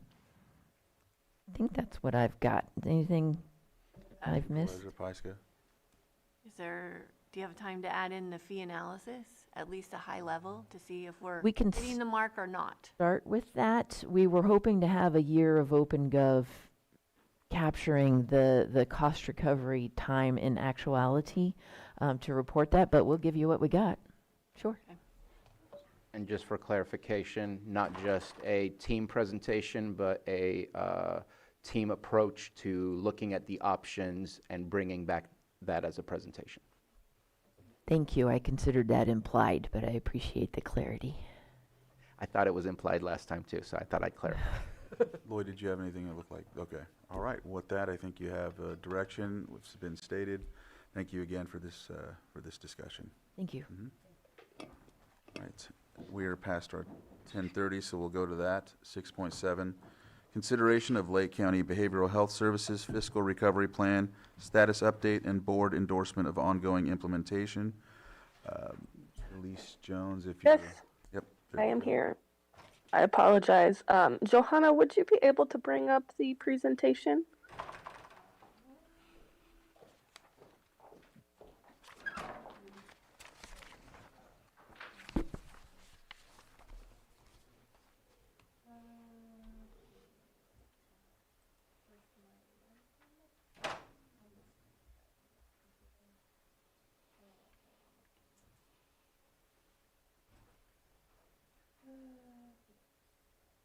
It is, isn't it attached to the item?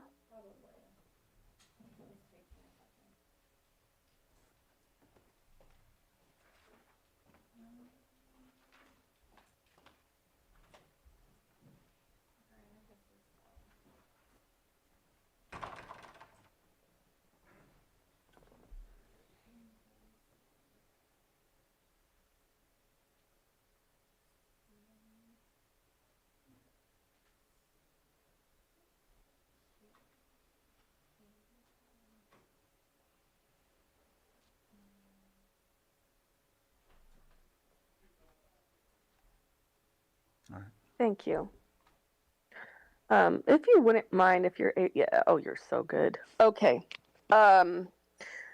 Sensational. So this is an update on our fiscal recovery path that we promised.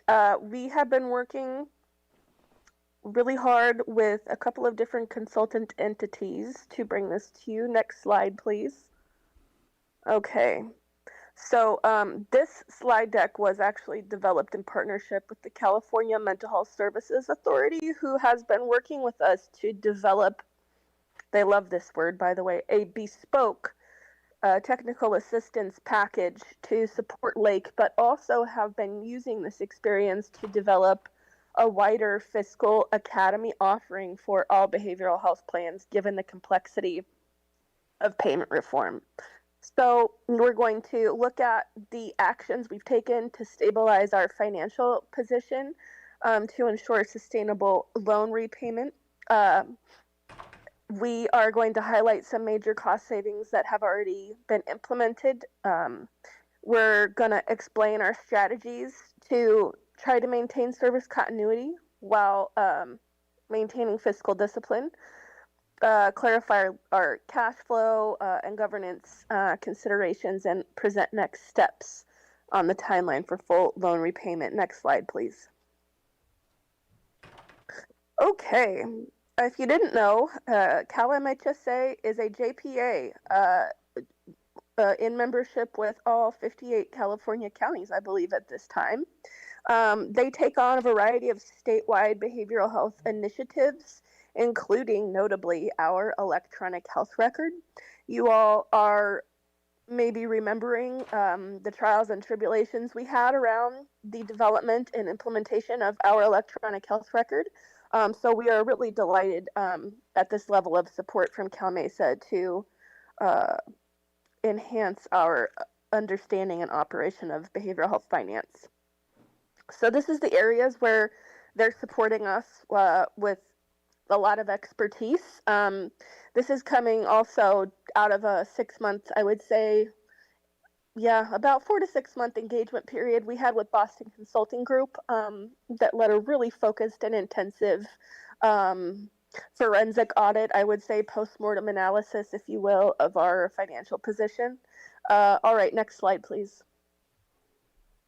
Okay, here's a fun one. Okay, so a lot of the cost savings we're trying to achieve are going to happen through contract negotiations. Specifically, they're going to happen through the negotiated rates, particularly in outpatient fee-for-service contracts. Hospitals get to basically state their rate and tell a county what it is, and counties have to pay. Similarly, mental health rehabilitation centers and all types of non-outpatient placements essentially get to set their rates, and the county, whatever Medi-Cal doesn't pay for, is obligated to cover it essentially on behalf of the mental health plan's beneficiaries. So the biggest lever that we have to pull in terms of driving down contracted costs is our outpatient fee-for-service rates. You may remember that we have we have the highest outpatient fee-for-service rates in the state of California. I mean, not by a huge margin, but it's still up there. And so we were able to come into payment reform offering a really robust pass-through rate of 65% on these rates to our contracted providers. After this intensive analysis, we realized that 65% is not a sustainable pass-through for the mental health plan. And so we negotiated down to 59% pass-through with community behavioral health effective on September 1st of this year.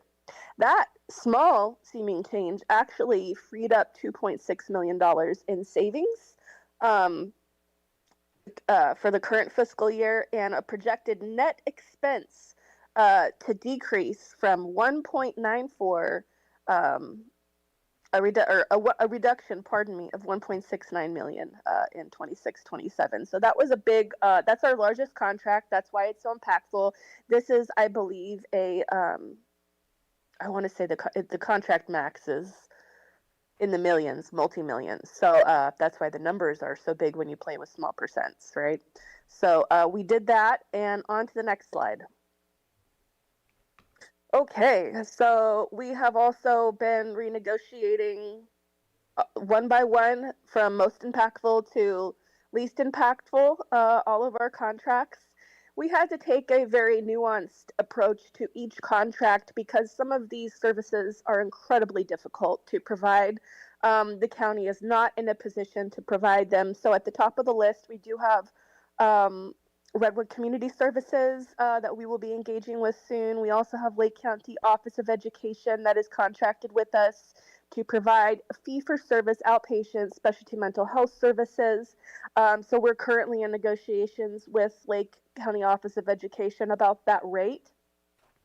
Phoenix House is a crisis stabilization unit, so not a lot of leeway there. However, in these placements, Paradise Oaks, Creative Alternatives, EA Family Services, those are all programs known as short-term rehabilitation facilities, aka group homes. And the group homes, we have successfully offered a pass-through rate at 45% of our fee-for-service. They do provide select fee-for-service services to youth who reside in these group homes that can be billed to the mental health plan of that youth's county of origin. And so those are some cost drivers that we are currently negotiating. Next slide, please. Is this? Oh, thank you. Okay. We've really been pleased with Cal Mesa stepping up to provide us and develop literally advanced analytic tools around Medi-Cal revenue in particular is incredibly difficult to track from soup to nuts, like as you watch the dollar. And so they're building dashboards to help us better visualize that because it's very difficult to predict when you have a hard time seeing where the cash flows up through the state, the feds, and then back down. We are always focused on increasing billable services, optimizing billable processes. Ironically, that's one of the drivers of our cash shortfall, is that when you do provide more services or capture more services in billable Medi-Cal hours, you drive up your costs, right? And so having to balance that out is something we're working on. We do anticipate a minimum 1% increase in billable service generation starting in the next fiscal year. I think that's extremely conservative, but that's where we'd like to sit. And as you can see, even increments in 1% lead to pretty substantial gains. This work is ongoing. It's also a broader body of work that touches all counties. And so, in a way, we were the first to painfully find out some of the challenges that I won't say were invisible, but were hard to detect in payment reform and overall CalAIM. And so I'm very hopeful and optimistic about the support we have to move forward. Next slide. Okay, we can claim for stuff that we can't bill Medi-Cal. That's called administrative claiming. So, you consider people like myself, not my deputies. Actually, I do have one deputy that does bill Medi-Cal because she's getting her hours mostly. But, I'm dead weight, right? I don't bill Medi-Cal. So people like me, our salaries come out of grants. They come out of BHSA, they come out of realignment. They come out of a variety of sources. And so some of that work actually it wasn't super clear, but we're working on the processes of how do we actually fill out and submit the claiming. And that is happening. And we are getting paid for some of this work we didn't realize we could get paid for, which is really nice. Net revenue is set to increase because of that. We're working on claiming as much as possible, because we do have a lot of administrative burden as the county mental health plan. Again, I want to be clear, this is not regarding DMC ODF plan. That's a separate budget unit, separate everything. All right, next slide, please. Okay, so just the CBH contract renegotiation, which, by the way, that amendment will come to your board next week. That achieved us $2.6 million in savings for this year.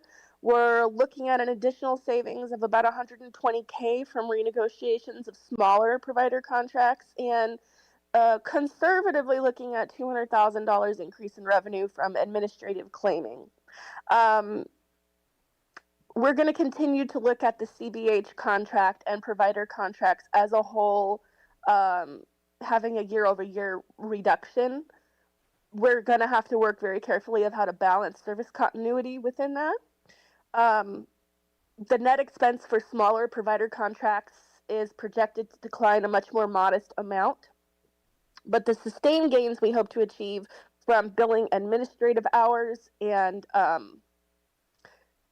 having a better throughput with revenue is hopefully going to stabilize us. Next slide, please.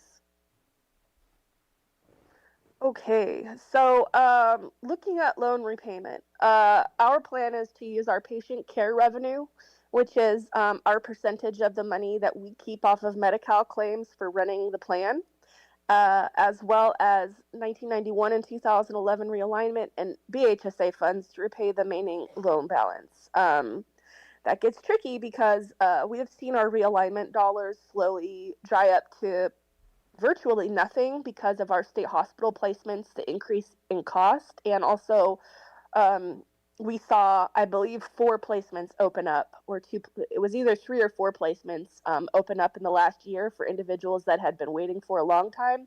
And when those individuals get placed, that tends to hit our budget really hard. So hospitalizations is also silently eating into these funding streams, and BHSA.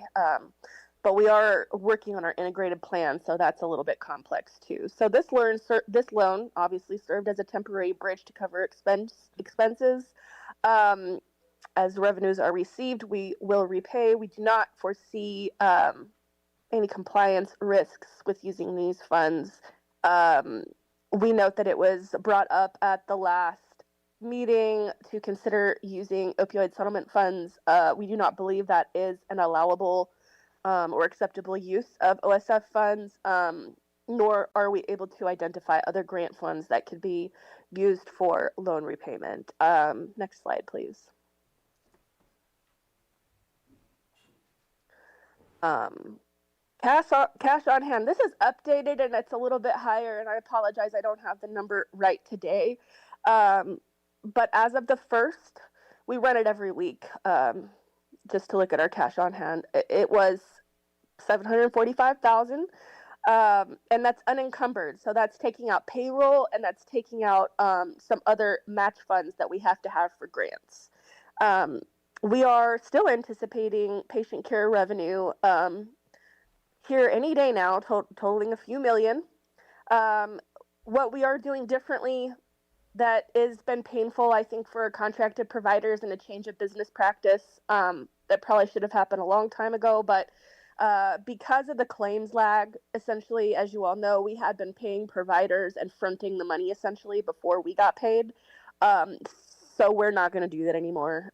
You only get paid once we receive the money from your claims that's attached to those services. So we'll have to wait for that invoice to be fully reconciled first before we can issue payment. And of course, the contract rates, right? And looking at that regularly. So we've been working very hard with our providers on figuring this all out in partnership together. Next slide, please. Okay. I think we covered most of this. We've made a lot of rapid changes. We have long-term support from Cal Mesa's fiscal optimization team at no cost to us. Certainly the valuation of that is at least in the thousands. If we got hundreds of thousands of dollars of free support from Boston Consulting Group. But that's where we're at. And I would also just like to, or next slide actually, please. Next slide, sorry. Okay, thank you. I would also just like to make a note that when we're considering the lost interest, which I know was around $80,000 a year, you know, behavioral health, as we've been doing an audit essentially of where all of our, very closely following all of our dollars. Part of this led to the renegotiation of the DSS MOU. We're not able to support LPS conservatorship services with DSS to the degree that we had prior. And nor are we required to. We do a lot of work, including financial contributions with other departments, because out of a shared sense of community or, you know, it's the right thing to do or it seems to line, even though that's not a statutory regulation for us. So we're looking very closely at what our mandates are and shoring up where we need to identify where we should focus our work. I think that's all I have. Thank you. Thank you. Thank you. Right, questions from the board? Supervisor Sabatier. I appreciate the update. A little disappointed that we have to wait till March 2026 to really get a timeline of when things may change. I was hoping that the 10 weeks where somebody who is contracted to help with these types of situations would provide that level of detail. I guess my first question is, I'm glad that we're doing contract negotiations. It makes me question what was the negotiations in the past, because these are huge drops. And I guess my question is, but we're not expecting to see a decrease in services, just a decrease in what our expenses would be. Is that correct? No, not entirely. There is going to be a decrease in services. At this point, it looks like our therapists, our licensed therapists, we're having to consolidate that. So essentially the extent to which that impacts patient care directly, I can't quantify, but I know that it will have an impact. And to be clear, the timeline presented is verifying that we will be in a position to execute this loan repayment and have stability. So I apologize, I did not understand, I guess, and nor did the Cal Mesa team understand that specific directive. But to me, this does lay out a timeline. And so what is the timeline to pay the $2 million? Yeah, so we're still looking. The resolution is in effect through the end of the fiscal year. Gotcha. So that would be June 30th, 2026. Uh-huh. Okay. Okay. Guess that's all I have right now. Supervisor Pyska. So, I mean, clearly there's benefit from working with Boston Consulting Group. And there's a lot that, I mean, as you mentioned, this is so complicated, so we've gotten a lot of benefit out of it. How long is that relationship anticipated to last? Oh, thank you. So, in fact, our engagement with Boston Consulting Group concluded a few weeks back, and we did a handover meeting with Cal Mesa to take this work on because it was identified more broadly that this was an issue throughout all counties. And so effectively, they're working with us not only to create our bespoke technical assistance, but also to use it to inform the work of other counties. So at this point, we're working directly with Cal Mesa and will continue to do so in perpetuity. Okay, so, but some of the practices or some of the findings, do you feel confident that, you know, looking at it in this new way, you'll be able to carry that forward? Yes, I wish I had known it 2 years ago. Yeah. Okay, thank you. Go ahead, Supervisor Spati. So I want to add something, something I know I've discussed with the CAO's office on multiple occasions, and I just want to bring it up. We have two different departments right now that are in a struggling financial situation, trying to recover from that.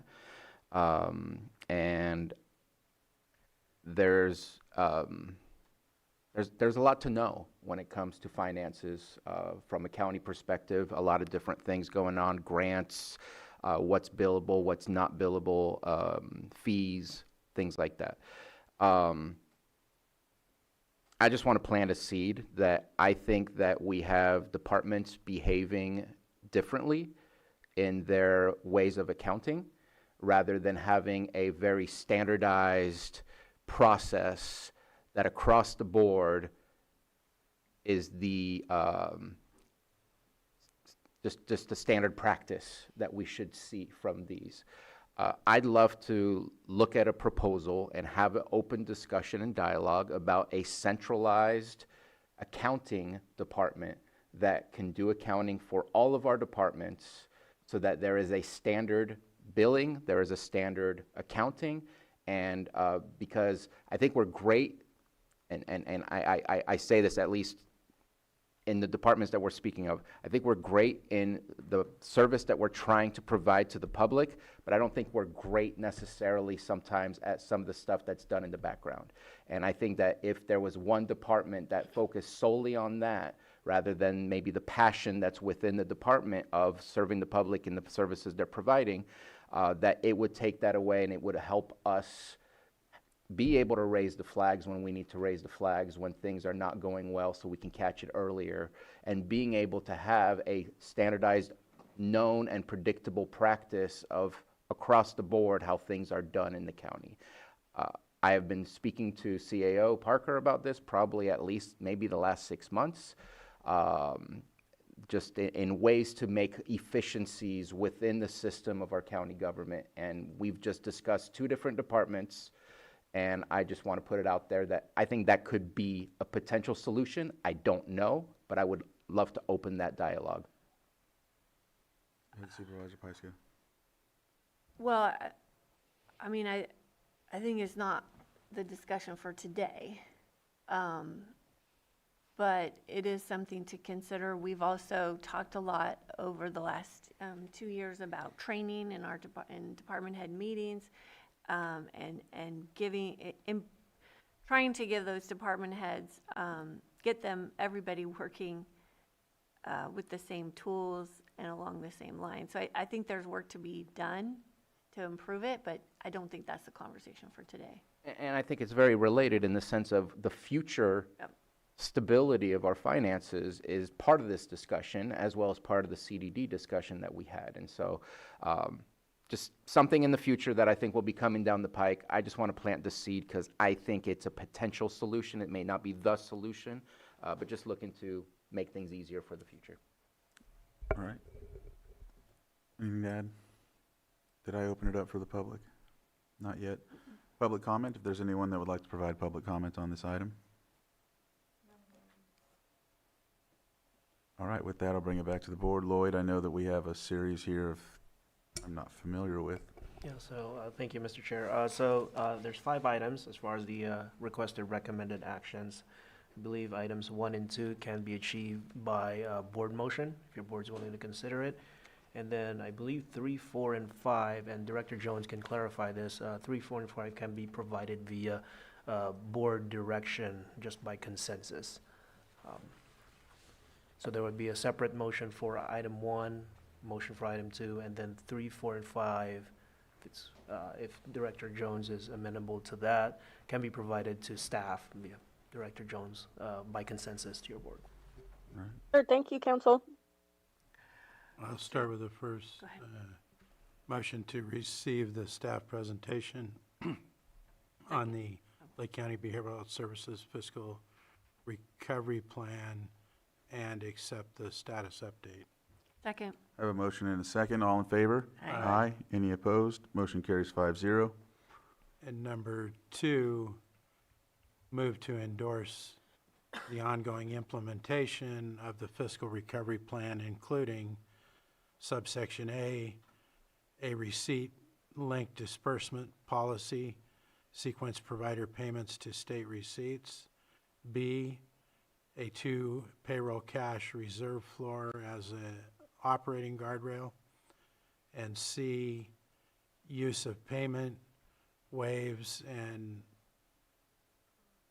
partial payments to maintain essential services, patient safety, licensed placements, and core partners. And D, contract controls, which includes spending caps, ceilings, tune-ups, and monitoring of speed versus cap. Second. Supervisor Sabatier, I see you were, I cannot speak intelligently to what receipt-linked disbursement policy is. I don't see a policy in front of me. I cannot speak specifically to the 2 payroll. I see words. I can't explain if somebody asked me what we're endorsing specifically. I know we just had a presentation, but to endorse something that I can't explain right now with words that I don't know that I heard receipt-linked disbursement policy in the presentation. Maybe I missed it, but I'd say right now we have a resolution, needs to be paid back by June 30th, 2026, is what I heard. In March, we're going to get more information, but it's hard for me to endorse something that I really cannot explain to you intelligently what that is. So I cannot approve this because I just don't understand it. I don't know what it is. There's no documents other than a memo in the presentation that we received. loud and clear. Okay, so I have a motion and a second. All in favor? Aye. Aye. Any opposed? No. Motion carries 4-1.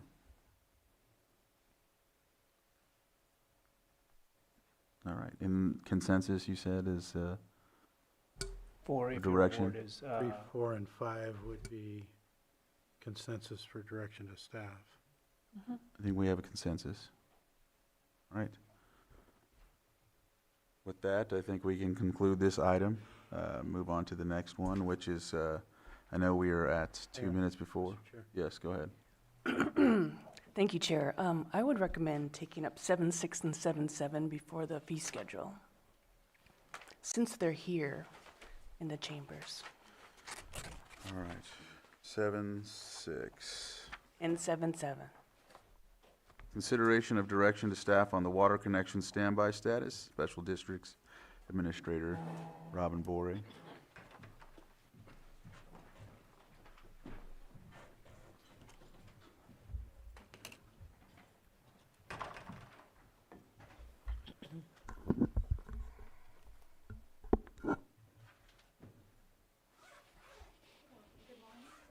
It's not. Yeah, there you go.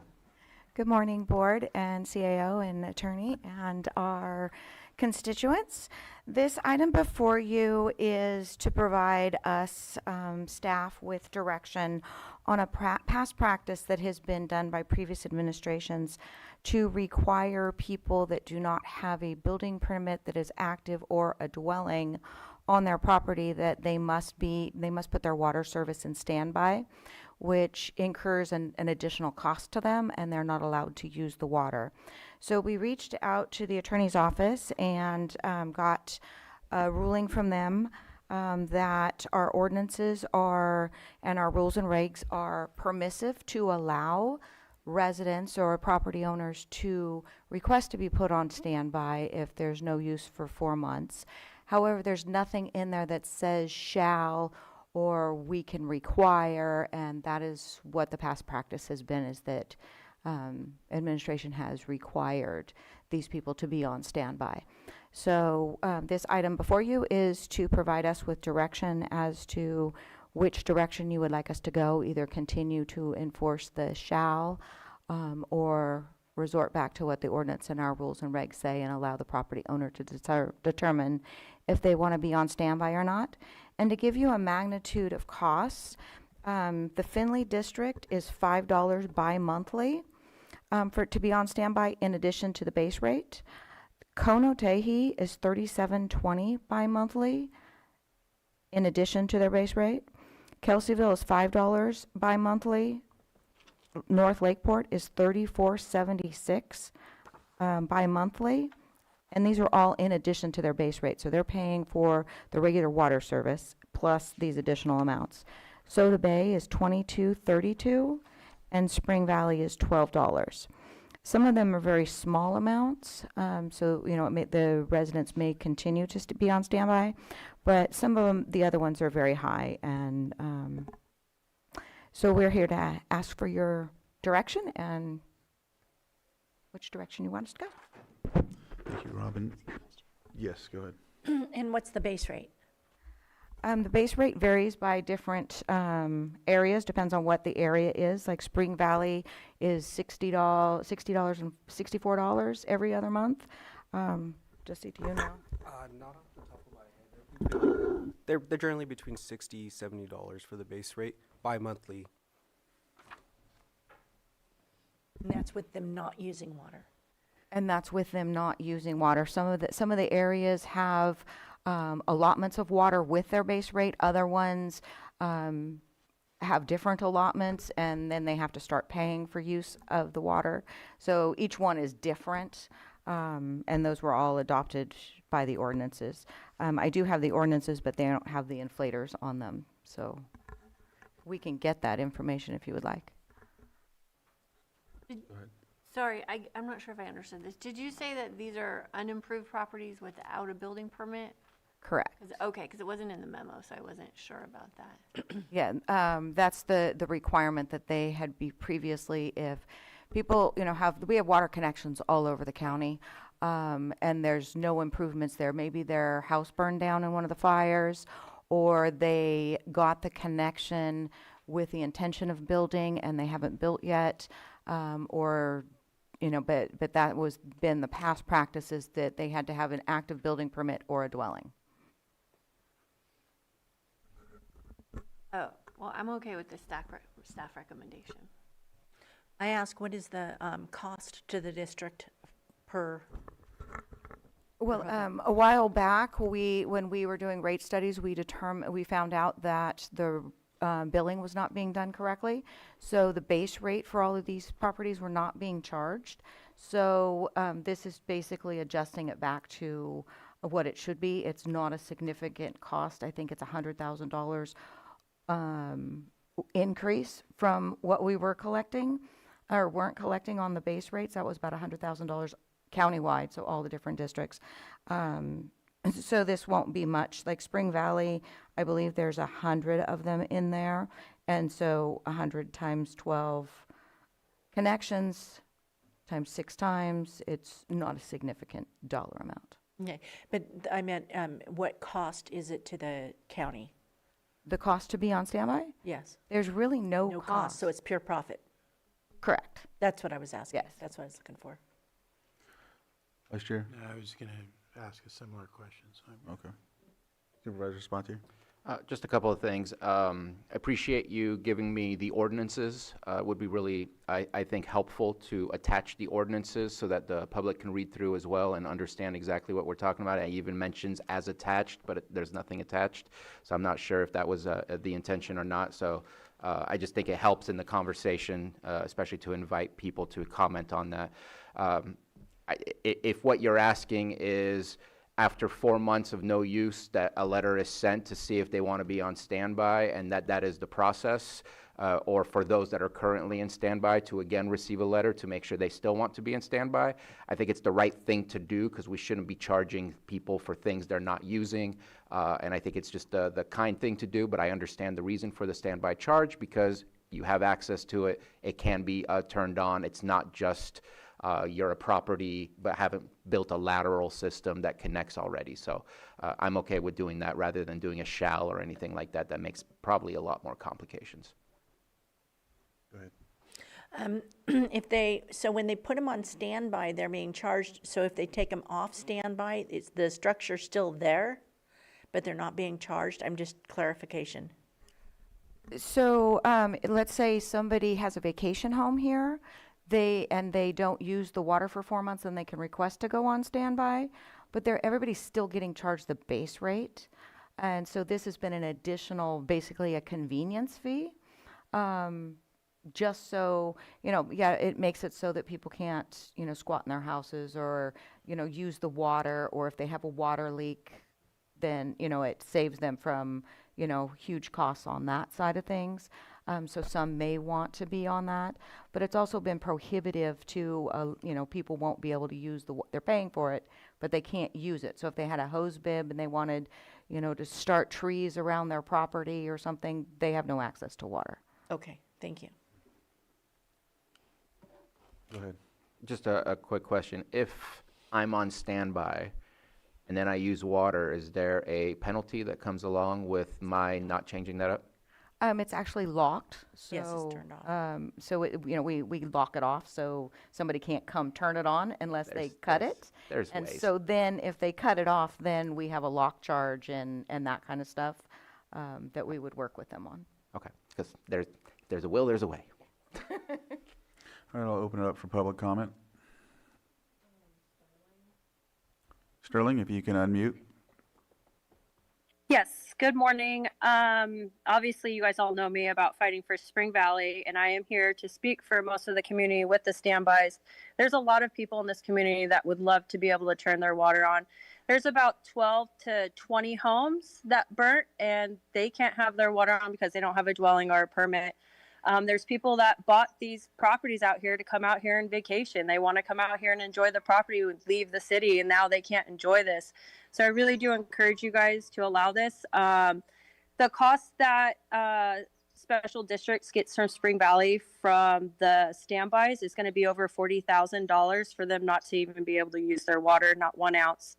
So plus you got to look at the fact that people pay over $25,000 for a meter in Spring Valley and then be told that they can't turn it on. So as a Spring Valley community member and the person that has been fighting with the water for out here, I would highly suggest to allow the community members to be able to turn their water on and start making their property more valuable, more fire, protective. That if they had a hose bib there and say something happened and they're on their property mowing, they'll be able to put that fire out. So it is more than just a convenience. It is for safety. And then I just hope you guys do approve this. So thank you.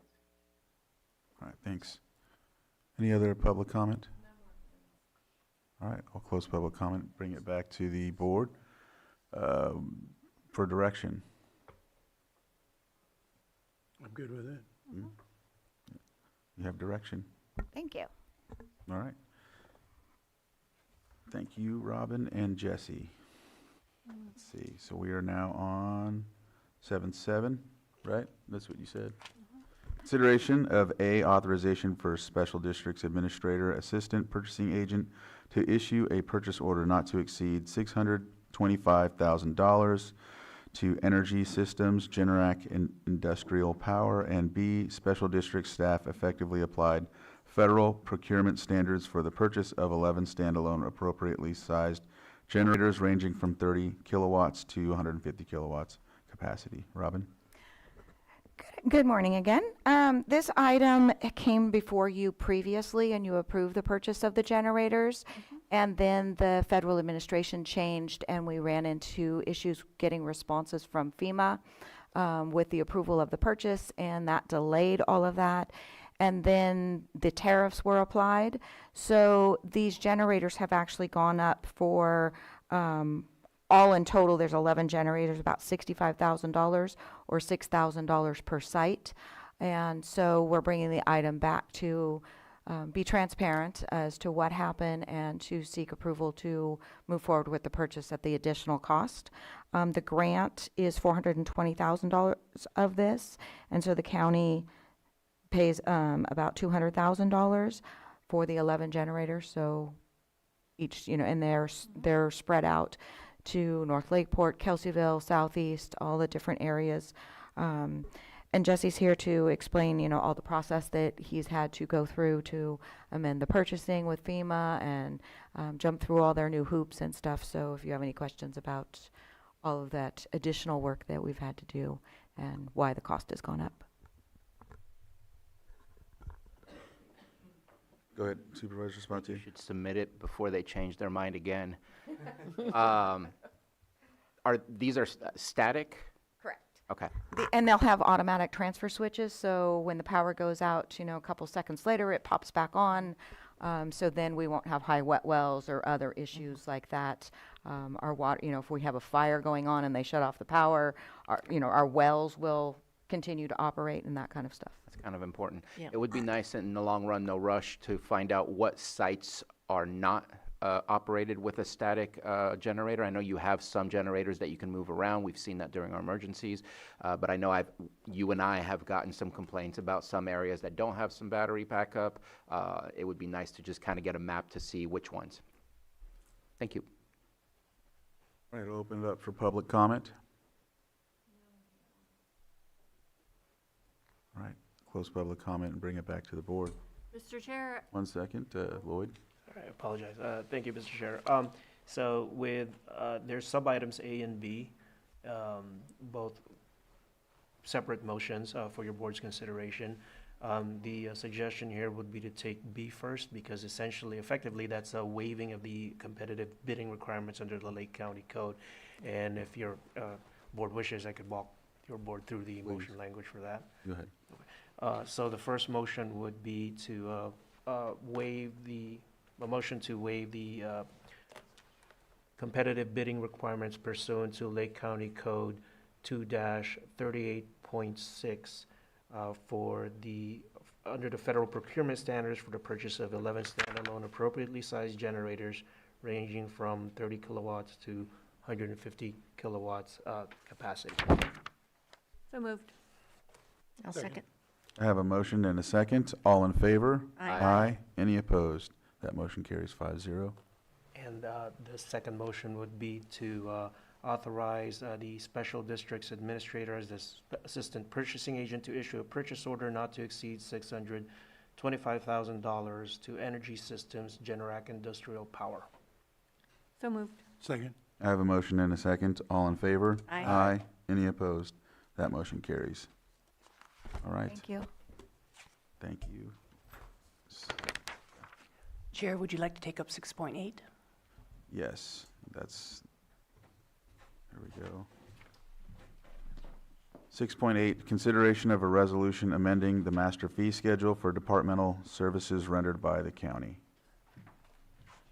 Casey Marino, Deputy County Administrative Officer. Good morning.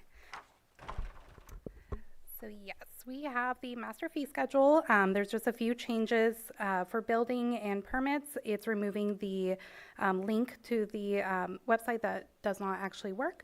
So we're removing that from building. And then for public health, there was an update to the birth certificates from the state. And so those are being updated by $2 each. And then the tuberculosis skin test, that is a new fee that they would like to add. Any questions? I'll open it up for the public. Any public comment? Bring it back to the board for action. Offer the resolution. Resolution has been offered. Supervisor Owen? Aye. Supervisor Sabatier? Aye. Supervisor Rasmussen? Aye. Supervisor Pyska? Yes. And Supervisor Crandall? Aye. That resolution passes 5-0. And then we have, thank you, we have 6.9, which looks like we're going to move that to a future date to be determined, but I'm going to read it off real fast. Public hearing, consideration of an ordinance amending the purchasing ordinance, Article 10 of the Chapter 2 of the Lake County Code to clarify powers and duties, additional exemptions from competitive bidding, and include increased purchasing limits for public projects. CAO Parker. Yes, thank you, Chair. We'd like to move this item to a date and time certain in the future, and I recommend January 13th at 11:30 for your board's consideration. Johanna, does that work for you? Yes? All right, any comments? I'll open it up for public comment. Steven stood up. I'm teasing. I'll bring it back to the board for action to move this to that date. Mr. Chair, I move to continue this public hearing to January 13th at 11:30 a.m. Second. I have a motion and a second. All in favor? Aye. Any opposed? Motion carries 5-0. Thank you. All right, so we're at 11:45. Let's see, we can do 7.2. You don't have them here? He's going to get them right now. So should we do calendars? Yes.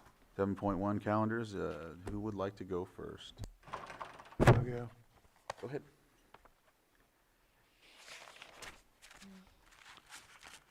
Let's see, we haven't reported for a while, but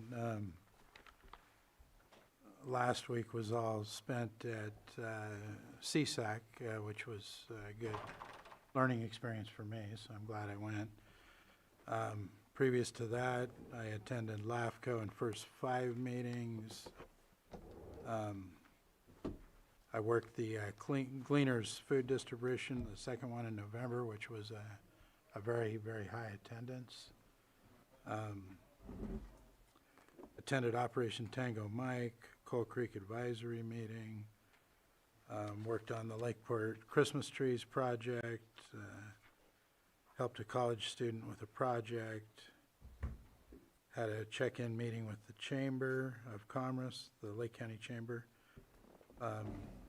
ad hoc meeting with the Public Works, Public Services Review, attended the Fairgrounds infrastructure funding announcement yesterday with Senator McGuire and other supervisors.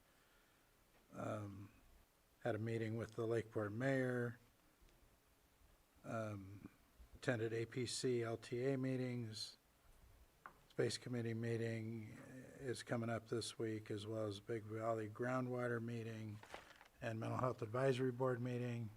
Also a meeting coming up with City Manager, a Clear Lake Hitch Summit, First 5 Commission interviews for candidates before they come to the board, and then I'll attend Reefs Across America this weekend and participate in a simple gesture, and also attend the Gleaners Benefit Concert that Mr. Rothstein and others are organizing. That's it. Thank you. All right. Yeah, last week at CSAC, it was really productive. My policy committee meetings were 2 parts, and I think some of you were there. So one day was talking about Sigma, groundwater, and ag, and the other one was talking about the Wildfire and Forest Resilience Task Force. And then I also participated in the roundtable talking about our quick response to the shutdown and the CalFresh delays. So that it was really good opportunities to highlight the work that we're doing here in Lake County. And yeah, yesterday I was at the meeting at the fairgrounds with Senator McGuire. Tomorrow I've got NACO EELU call, and then the NCO governing board meeting is going to be in Ukiah. And then in the evening, I've got the Big Valley Advisory Committee meeting. Thursday, starting with the Space Committee, then Fire Safe Council. Then I have 3 different overlapping calls, but the one they're all 3 NACO calls, but WIR is the one that I'm going to prioritize. And then we've got the LCRA rec agency meeting in the afternoon. And then Friday, again, 3 different things overlapping. The Lake County Feeding Partners meeting and the Wildfire Task Force meeting, which I'm not going to go to Sacramento for. I'm going to try and catch pieces of it here, but I also have a doctor's appointment in there too. So make those 3 work as well as I can. And then Geothermal Advisory is going to be at the SAW shop, and then the Resilience Hub work group. I hope I can catch that as well. And then Monday, I'm meeting with CIO Parker, Risk Reduction Authority, which, is it in Lakeport? Now there's like so many. We just did Clear Lake. We did Clear Lake, so it is Lakeport. So then I will get to the California Women in Ag Social, which is also in Lakeport. So that'll be a full evening and afternoon, and then back here on Tuesday. All right. Go ahead. So last week, just a little bit of what happened in CSAC. In the Administration of Justice, I thought it was great. We had 2 speakers from Lake County. We had Director Elise Jones and Chief Probation Officer Wendy Monfrance, who represented Lake County well in speaking about opioid settlement funds, and as well about Prop 36 and the concerns of the funding for probation, especially as probation takes on such a great role. It was really great to see. Marin County took great interest in what our probation department was doing, and so they connected.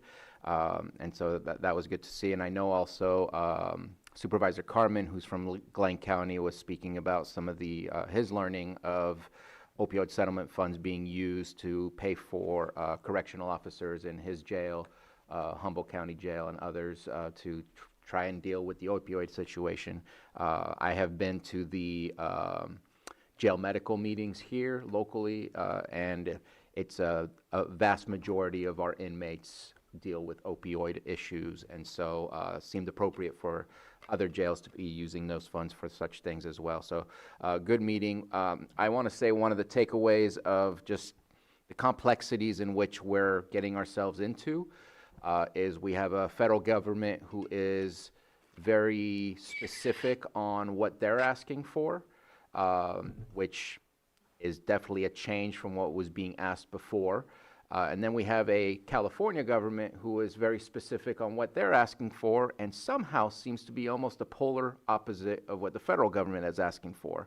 So for example, the continuum of care is going to find themselves in a little quandary, where what they're not allowed to say or use in their policies or in their grants are the exact opposite of what we're required to use and say in our policies and our grants when going into California. So I feel like we're all going to be walking around with 2 sets of policies, one for our federal government and one for our state government, so that we can comply with both.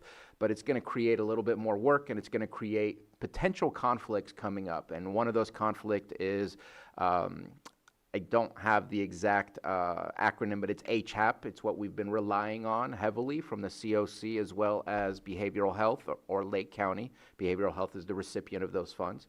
That have been used to deal with our unsheltered population. And what we're being asked from the state is, if you don't have pro-housing designation, you get nothing. If you don't have an updated housing element, you get nothing. If you don't show equity policy, you get nothing. And the list goes on, even to the point of, if you don't have a encampment cleanup policy, you're not going to get anything. And on the other side, the federal government is saying, if you don't have an illegal camping policy, you don't get it. And so we're going to have to walk on eggshells as we try to maneuver through both. As somebody mentioned, mom and dad don't know what they want, or they are just not on the same page. But we're going to have to figure out how to tiptoe that, and I think that's, to a large extent, a lot of the conversations that are happening at CSAC, because we're getting pulled in two different directions as those powerful entities struggle between each other. We get collateral damage. So I'll leave it at that for now, but overall, I thought it was a great conference. If you haven't looked up a gentleman named Alex Sheen, I thought that was an amazing presentation. He was one of the keynote speakers, very inspiring. Please do so, because I know that I've watched it again since the conference, and it still impresses. Tomorrow I have APC LTA board meeting in the city of Lakeport. It's always confusing when it jumps back and forth. You really have to look to see where it is, because it's hard to remember where the last one was. Then the Lake County Children's Council in the morning, starting off with Judge's Breakfast, where my favorite human, Barbara Kreiswitz, is the host of this month's meetings. I believe tomorrow I'm just going to make it up, so I actually don't remember what tomorrow is, but I know she is bringing somebody with lived experience of being unsheltered to talk to us and let us know what the experience has been like.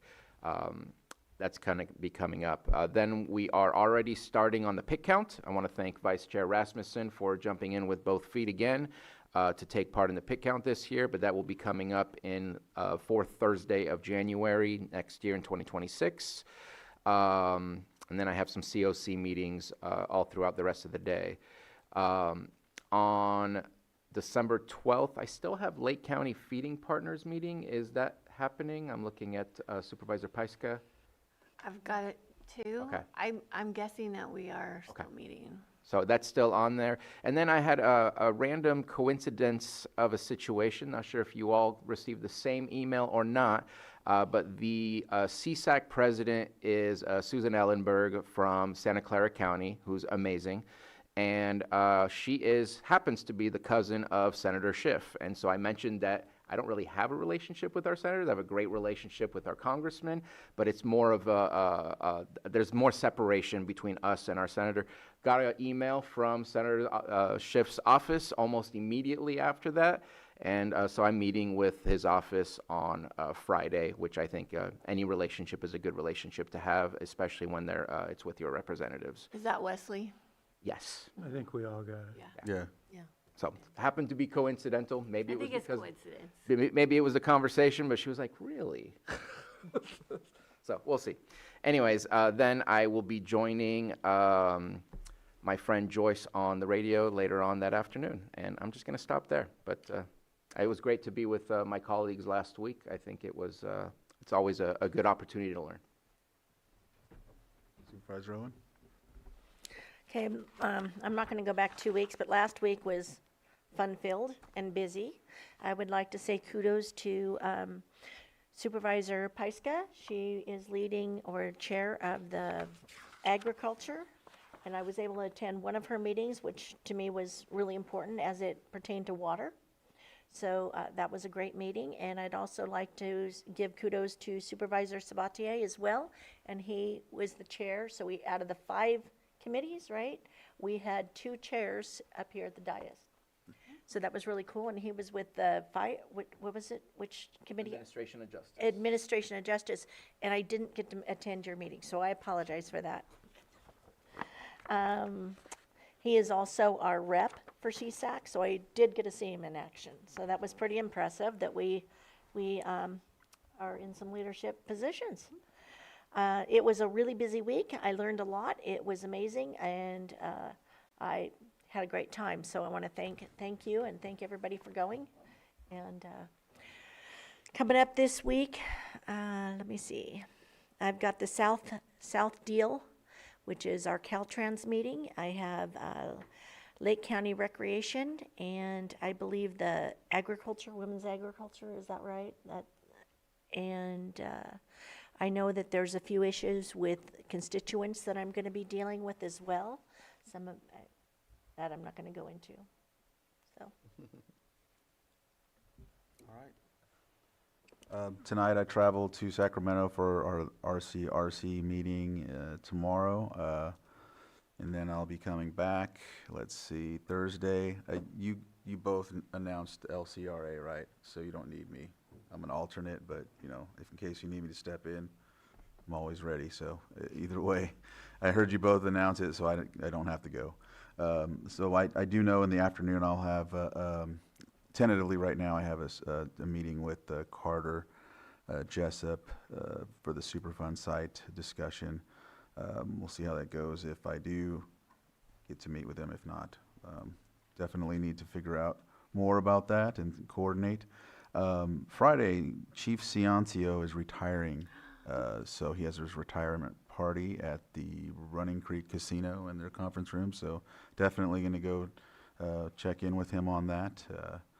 Let's see, Monday we have of course, our CAO meeting, but also a Lake County Risk Reduction Authority, and that will be in Lakeport for sure. Either way. If not, I'll figure it out and get there. And back here Tuesday for the last meeting of the year. Anyhow, that's concludes our calendars. Let's see, what time do we have? 12 exactly. Should we do 7-2, or should we just go to lunch? All right. We will go ahead and go to lunch starting now and be back at, let's say, 1.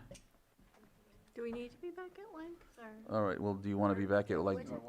about 1:30? No, let's do 7-2 so we can get stuff. I don't want to be here late. Right, yeah, so will they be here at 1 for 7-2? Well, we can do. Let's just do them at 1, and then 1. Yeah. Well, then we told them. Yeah. Okay, Yeah. that sounds good. We'll do them at 1. Mike's retirement. Oh.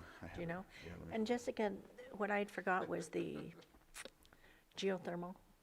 That's the one I was looking for. When is it? Friday? So both are Friday. 6. Okay. Oh, we are going to lunch, Sam, and if we're gonna do 7.2, Yeah. we'll do it at 1. Yeah. I have 12:30 on.